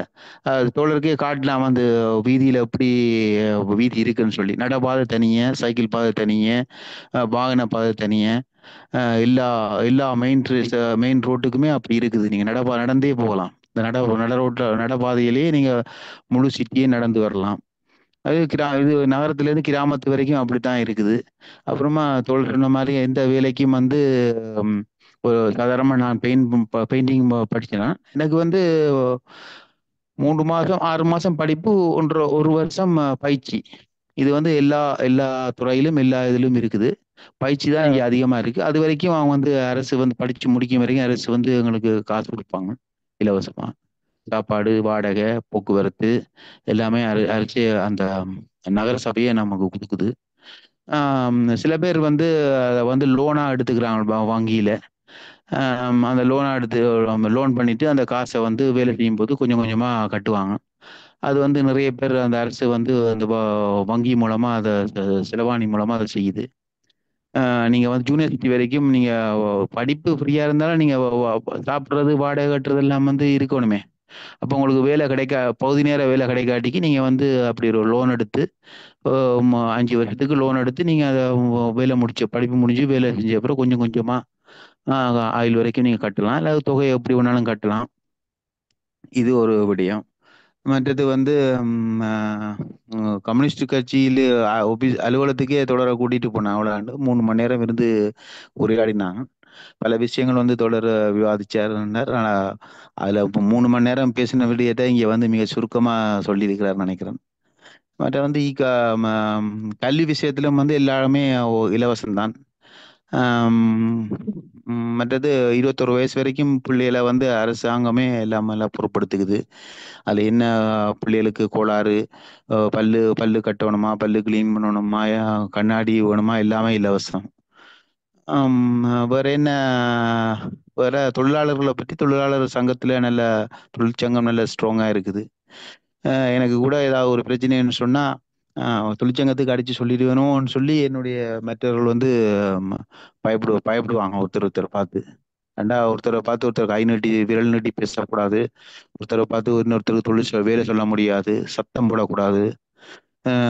என்னுடைய சக தொழிலாளி என்னை பார்த்து விரல் நீட்டி சொல்லக்கூடாது, சத்தம் போடக்கூடாது, கெட்ட வார்த்தையில் எதுவும் பேசக்கூடாது. அப்படி ஏதாவது எனக்கு இரிட்டேரிங்காக இருந்தால் நான் சொல்லல, எனக்கு இதை பற்றி யோசிச்சு எனக்கு ராத்திரி நித்திரை இல்லை, ரொம்ப ஸ்ட்ரெஸ்ஸாக இருக்கு இன்னைக்கு சொல்லி தொழிற்சங்கத்துக்கு சொன்னால் பெரிய பிரச்சனை ஆகிடும். ஸோ இந்த மாதிரி உடனே கூப்பிட்டு நடவடிக்கை எடுப்பாங்க. அதே மாதிரி வருஷத்தில் ஒரு தடவை தொழிற்சங்கத்திலேருந்து வந்து கேட்பாங்க. வந்து நான் அதுக்கு மெம்பர்ஷிப்பாக இருக்கிறேன், காசு கட்டி. உனக்கு இந்த வேலை தடத்தில் ஏதாவது பிரச்சனை இருக்கா, உனக்கு ஏதாவது அதாவது வந்து அதாவது இந்த இனப்பாகுபாடு இல்லாட்டிக்கு மோப்பிங் ஏதாவது இருக்குதா, அல்லாது உன்னையெல்லாம் ரெஸ்பெக்ட் பண்ணிக்கிறாங்களா, வேலை கஷ்டமாக இருக்கா, ரொம்ப கஷ்டமாக செய்கிற மாதிரி ஃபீல் பண்ணுறியா, உனக்கு தந்த 8 மணி நேரத்துக்குள்ள அதை முடிக்க முடியுமா, நீ வந்து அதிகமான பாரம் தூக்குறியா, 10 கிலோ பாரத்தை நீ எப்படி தூக்குவ, அதை செஞ்சு காட்டு கேட்பாங்க. அதை நாங்கள் தவறாக செய்கிறோம்னு சொன்னால் அதுக்கு வந்து தனியாக கிளாஸ் எடுத்து தனியாக இது மாதிரி செஞ்சு கொடுப்பாங்க. அதே மாதிரி வருஷத்தில் 5 வாரம் சம்பளத்தோட கொடுத்துருவாங்க லீவு. இப்போ கூட நான் 3 வாரம் லீவு எடுத்துருக்கிறேன், வீட்டில் தான் இருக்கிறேன், எனக்கு சம்பளத்தோட வருது. இன்றையிலேருந்து எனக்கு 3 வாரம் லீவு சம்பளத்தோட. வேற வேற என்ன சொல்றது டாக்டர்? நீங்க வந்து நீங்க வந்து ஒரு கிளாஸ் எடுக்கலாம் தோழர் இதை பத்தி. நீங்களே எடுத்துட்டீங்களே. இல்ல நான் பல வாரம் கேட்டுருக்கேன், நீங்க அதை வந்து கண்டிப்பா எடுக்கணும் கிளாஸ். அதுக்கெல்லாம் நேரம் கண்டிப்பா அதுக்கான வாய்ப்பு கிடைக்கும் போது கண்டிப்பா அடுத்த மாசமா நீங்க வந்து பேசுங்க, ஒரு 45 நிமிஷம் பேசுங்க எல்லா விஷயங்களும். ஏன்னா நான் ஜஸ்ட் வந்தேன், பார்த்துட்டு வந்துட்டேன். அந்த டீடைல் தெரியாது, ஒர்க்கிங் கண்டிஷன் தெரியாது, அந்த ஒர்க் எப்படி இருக்குன்னு தெரியாது. ஒவ்வொரு ஒர்க்குக்கும் அதாவது நான் பார்த்தது என்ன சொன்னா, இந்த டிக்னிட்டி ஆஃப் லேபர்ங்கிறது வந்து ரொம்ப அதிகம். ஒவ்வொரு ஒர்க்கும் என்ன ஒர்க் பண்ணாலும் அவங்கள மதிக்கிறாங்க, அவங்களுக்கு ஒரு மரியாதை உண்டு. அதெல்லாம் நீங்க தான் நேரடியா பார்த்துருப்பீங்க, அதை வந்து நீங்க சொல்லுங்க. ஆமா தோழர், அதை பொறுத்த வரைக்கும் இப்ப கூட சொன்னீங்க பாத்தீங்களா, குழந்தைகள் பள்ளிக்கு சொல்லும் போது கூட அவங்களுக்கு பல்லுல இருந்து கண்ணாடி போடுறதுல இருந்து இந்த மாதிரியான விஷயங்கள்லாம் கூட வந்து தோழர் சொல்ல முடியாது, நீங்க தான் சொல்ல முடியும். அங்க ஒரு எப்படி எப்படிலாம் கவனிச்சுக்கிறாங்க, எப்படி எப்படிலாம் பயிற்றுவிக்கிறாங்க, அதனால வளர்ந்து வரும்போது அந்த பசங்க வந்து என்ன மாதிரியாக வளர்ந்து வராங்கன்றதுல நீங்க தான் சொல்லணும். அடுத்தது மற்றது வந்து இப்ப வெளிநாட்டுக்காரர் எல்லாம் வந்துக்கிறான்னு சொன்னா எல்லாருக்குமே ஒரே சட்டம் தான், ஒரே மாதிரி ஒரே மாதிரி இங்க பிறந்தவர் வெளியில வந்தவர் அந்த மாதிரி எல்லாம் கிடையாது. இப்ப என்னுடைய வைஃப் சுதர்ஷினி வந்து இதுல லைன்ல இருந்து இருக்கிறாங்க. வந்து அவ வந்து படிச்சுட்டு இருக்கா. அவ சுதர்ஷினிட்டே நீங்க கேட்கலாம், அவளை தன்னுடைய எக்ஸ்பீரியன்ஸை நீங்க ஒரு தோழர் என்ன நீங்க ரெண்டு என்ன பேரும் சேர்ந்து படிக்கிறீங்க? கூட ஒரு நீங்க ரெண்டு பேரும் சேர்ந்து ஒரு கிளாஸ் எடுக்க தோழர் தனியா. என்ன படிக்கிறீங்க என்ன மாதிரின்றது சுதாட்டி கேட்கலாம். சுதா 2 வார்த்தை சொல்லு, முடிஞ்சா சொல்லு சுதா. பேசுங்க தோழர். ஹலோ வணக்கம் தோழர். வணக்கம் வணக்கம். நீங்க ரொம்ப நேரம் கழிச்சிட்டு இருக்கீங்க போல, எல்லாரும் டயர்டா இருக்கீங்க. ஏற்கனவே தோழர் எல்லாம் ரொம்ப தெளிவா சொல்லியிருக்காரு. நாட்டை பற்றி ஒரு குறுகிய காலத்துல நிறைய விஷயங்கள் பற்றி பேசியிருக்காரு. ஆஹ் வேற வேற என்ன நான் புதுசா சொல்றதுக்கு இல்ல. நான் இப்பதான் படிச்சு கொண்டிருக்கேன். படிக்கிறதுக்குள்ள நிறைய விஷயங்கள்ல நான் இப்ப குழந்தைகளோட வேலை செய்யற சம்பந்தமா தான் படிச்சுட்டு இருக்கேன். ஸோ தோழர் சொன்ன மாதிரி குழந்தைகளுக்கும் வயசானவர்களுக்கும் தான் இங்க சரியான கவனிப்பு அதிகமா இருக்கு. ரொம்ப கேர் எடுத்திருக்காங்க. ஸோ குழந்தைகள் விஷயத்துல எல்லாரும் வந்து குழந்தைகளோட வேலை செய்ய இயலாது. அதுக்கு இப்ப எல்லா வேலைகளுக்குமே ஸ்பெஷலா ஒரு கோர்ஸ் வந்து முடிக்கணும். அதிலும் ஸ்பெஷலா குழந்தைகளுக்கு வந்து அந்த மனநிலை இருக்கணும் குழந்தைகளோட வேலை செய்யறதுக்கு. அத பாக்குறாங்க. அதோட ஒரு 1.5 வருஷம் கோர்ஸ் வந்து முடிச்சாதான் இப்ப குழந்தைகளோட நாங்க வேலை செய்யலாம். ஸோ அவைய மனநிலை சம்பந்தமா அப்ப நான் இப்பதான் படிச்சுட்டு இருக்கேன். நான் நினைக்கிறேன் கொஞ்சம் காலமாகும் எனக்கு அதை பற்றி சொல்ல. நன்றி நன்றி தோழர். ஆக்சுவலா உங்களுடைய உதவினால தான் நான் இவ்வளவு தெரிஞ்சுக்க முடிஞ்சது. இந்த தங்குறதுக்கும் சாப்பிடுறது. ஏன்னா தங்குறதுங்கிறது ரொம்ப காஸ்ட்லி ஸ்வீடன்ல. அப்ப எங்களுக்கும் சாதாரண நல்ல ஒரு புது மாற்றமா இருந்துச்சு நீங்க வந்தது. நாங்களும் கொஞ்சம் அதை பற்றி தெரிஞ்சு கொள்ற ஆர்வமா இருந்துச்சு. ஸோ நல்ல ஒரு எக்ஸ்பீரியன்ஸா இருந்துச்சு. நீங்க வேற தோழர்களும் இனி வார காலத்துல வரலாம். நீங்க இங்க எதிர்பார்க்கிறோம் நாங்க. நன்றி, ரொம்ப நன்றி தோழர். தோழர் இவங்க பேசுனதுல இருந்து எனக்கு ஒரு கேள்வி வருது, கேட்கலாமா? கேளுங்க தோழர்.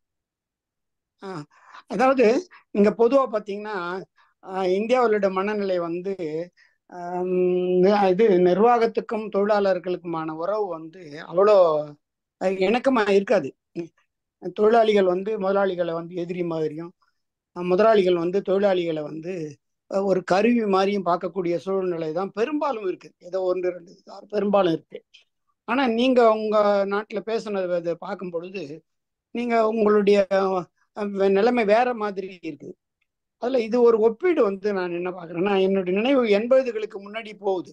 80களுக்கு முன்னாடி போகும்போது கேரளாவில் பிர்லா ரயான்ஸ்னு ஒரு கம்பெனியில அதுல ஒரு கேன்டீன்ல தட்டு கழுவுறவங்க கூட இன்கம் டேக்ஸ் அசஸ்ஸி, அந்த அளவுக்கு அவங்க சம்பளம் கொடுக்குறாங்க. அதாவது அந்த நிறுவனத்துல பர்மனன்ட் எம்ப்ளாயின்னு சொல்லக்கூடிய ஒருத்தர் வந்து அவர் இன்கம் டேக்ஸ் அசஸ்ஸி தான். அந்த அளவுக்கு சம்பளம் கொடுக்கும்போது அவங்க வந்து அதுல 40% பே ரைஸ் கேட்டு ஸ்ட்ரைக் பண்ணாங்க. தோழர் நீங்க கேள்விகள் எதிர்த்தா கேளுங்க. அதுதான் அந்த கேள்வி, உளவியல் கேள்விக்கு தான் வரேன் நான். உளவியலா சொல்றேன். நீங்க எல்லாம் இந்த கதையெல்லாம் இவ்வளவு வந்து தோழர் நீங்க வந்து ஒரு கிளாஸ் எடுக்க தோழர். நீங்க அடுத்த மாசமே பேசுங்க உங்களுடைய எக்ஸ்பீரியன்ஸ். இந்த இல்ல இதுல அவங்க பேசினபடிதான் எனக்கு அந்த உளவியல் வந்து இங்க அப்படி இருக்குது. ஆனா அவங்க வந்து என்ன பண்றாங்க, அவங்க வந்து முதலாளிகளை வந்து நல்ல விதத்திலே சொல்றாங்க, சுமூகமா போகுது. இந்த உளவியலுக்கான காரணம் என்ன, அதுதான் கேட்கறேன், வேற ஒண்ணும் இல்லை.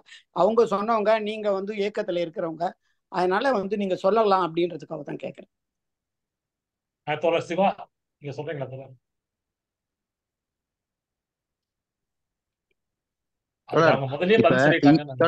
தோழர் இங்க வந்து தொழிலாளி முதலாளி என்றது எப்படின்னு சொன்னா, நீங்க வந்து சாப்பாட்டு அறம் இருக்குல்ல, எல்லாருக்குமே ஒரே நிறம், சாப்பாடு தட்டுகளை வந்து ஒரே நிறம் தான். நான் வந்து பக்கத்துல இருந்து அவரோட சாப்பிடலாம், சரிங்களா? சாதாரண ஒரு என்ன கழிவு வேலை செஞ்சவரும் அந்த வேலை நேரம் தான் அவர் வேலையாளி. அப்புறமா நீங்க உள்ள வந்துட்டீங்கன்னா, சாப்பாட்டு டேபிள்ல வந்துட்டீங்கன்னு சொன்னா சக மனிதர், நீங்க அவரோட சேர்ந்து சாப்பிடலாம், உட்காரலாம், சமூகத்துக்கு பேசலாம், என்ன வேணாலும் நீங்க அவரோட எப்படி வேணாலும் சகஜமா பழகலாம் தோழர், சரிங்களா?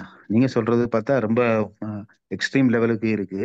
அந்த மாதிரி இங்கெல்லாம் நீங்க எண்ணவே முடியாது, பேசவே முடியாது. நீங்க நான் ஒரு வாட்டி ஒரு தடவை வந்து சாப்பிடும்போது உங்களுக்கு ஒரு சம்பவம் சொல்றாங்க. ஒரு தடவை சாப்பிடும் பொழுது எங்களுடைய சாப்பாடு வந்து கொஞ்சம் வாசம் அடிச்சிட்டு, சரிங்களா? கொஞ்சம் அங்கே கிரீடர் மிளகாத்தூள் கொஞ்சம் வாசம் வந்து சூடாகும் போது கொஞ்சம் வாசம் அடிச்சிட்டுது.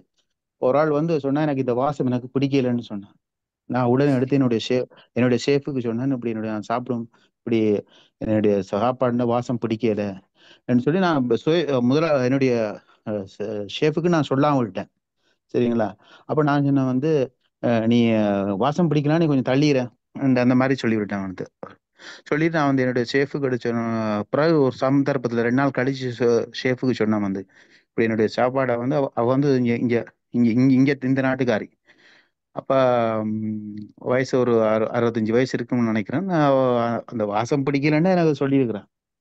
அதுக்கு நான் வந்து ஷேஃபிட்ட எடுத்து சொன்னதுக்கு, நீ ஏன் எனக்கு உடனே எடுத்து சொல்லல, இந்த மாதிரி பேசக்கூடாது தெரியுமா யாருமே, அப்படி சொன்னா உடனே நான் வந்து ஒரு ஆக்ஷன் எடுத்திருப்பேன், நீ ஏன் நேற்றே எனக்கு சொல்லல, இதான் அவர் எனக்கு சொன்ன முடியும். சரிங்களா? இப்படித்தான் இங்க நிலைமை. அந்த அளவுக்கு யாருமே வந்து இன்னொரு ஆள் வந்து மட்டம் தட்டியோ அந்த மாதிரி எல்லாம் இங்க பேசவே முடியாது. நீங்க அப்படி நினைச்சு கூட பார்க்க முடியாது. போதுமா? ரொம்ப நல்ல சரியான இளங்கோவர் தோழர். டைம் ஆயிடுச்சு, முடிச்சுக்கலாம். ஆமா தொடர் நிகழ்ச்சியை முடிச்சுக்கலாம். ஏற்கனவே வந்து நேரம் கடந்து வச்சிச்சு. தோழரோட பயண அனுபவம் வந்து சொல்லும் போது நம்மளுக்கே வந்து பயணம் பண்ணிட்டு எல்லாத்தையும் தெரிஞ்சுக்கிட்ட மாதிரியான ஒரு உணர்வு தான் ஏற்படுத்துச்சு. நல்லா இருந்தது. இன்னும் நிறைய தகவல் சிவாமரி தோழர்கள் வந்து இன்னும் நிறைய தகவல்களை சொல்லும் போது வந்து இன்னும் வந்து நம்ம நாடு எப்படிலாம் மாறி போனா நல்லா இருக்கும் அப்படின்றது வந்து ஒரு கற்பனை பண்றதுக்கு எல்லாத்துக்கும் நல்ல உபயோகமா இருக்கும். அந்த அளவுல வந்து கூட தோழருக்கு முதல்ல நன்றி தெரிவிச்சுக்கொள்றேன். அடுத்தது வந்து கூட்டத்துக்கு தோழரோட பயணத்தின் போது உதவிகரமா இருந்த பல தோழர்களுக்கும் அங்க இருந்த திவான் தோழர், சிவா தோழர் எல்லாருக்கும் நன்றி தெரிவித்துக்கின்றேன். இன்னைக்கு நிகழ்ச்சியில் கலந்து யோகேஷ் தோழர், அப்புறம் உங்க யோகேஷ் தோழர், அப்புறம் உங்க உறவினர் அவர் தோழர் அவர் கூட்டத்துக்கு வந்திருக்காங்களா தோழர்? சரி அதுக்கு நன்றி தெரிவிச்சு சொல்றேன். அதனாலதான் வந்து அவர் பயணம் கூட சிறப்பாகவும் ரொம்ப நாட்கள் எடுத்து அங்க தங்கி இருந்து பார்க்கறதுக்கான வாய்ப்புகளும் தோழருக்கு கிடைச்சது. அது ஒரு ரொம்ப நல்ல விஷயம். அது மற்றபடி இன்றைக்கு கூட்டத்துக்கு கலந்து கொண்ட மற்ற அனைத்து தோழர்களுக்கும் நன்றி தெரிவித்துக் கொள்கிறேன். அதே மாதிரி நிகழ்ச்சியை ஏற்பாடு செய்திருந்த வில்மின் நிறுவனத்தின் வந்து தினேஷ் அவர்களுக்கு நன்றி தெரிவித்துக் கொள்கிறேன். கூட்டத்தை நடத்தி செய்கிறேன். நன்றி, வணக்கம். நன்றி தோழர். நன்றி.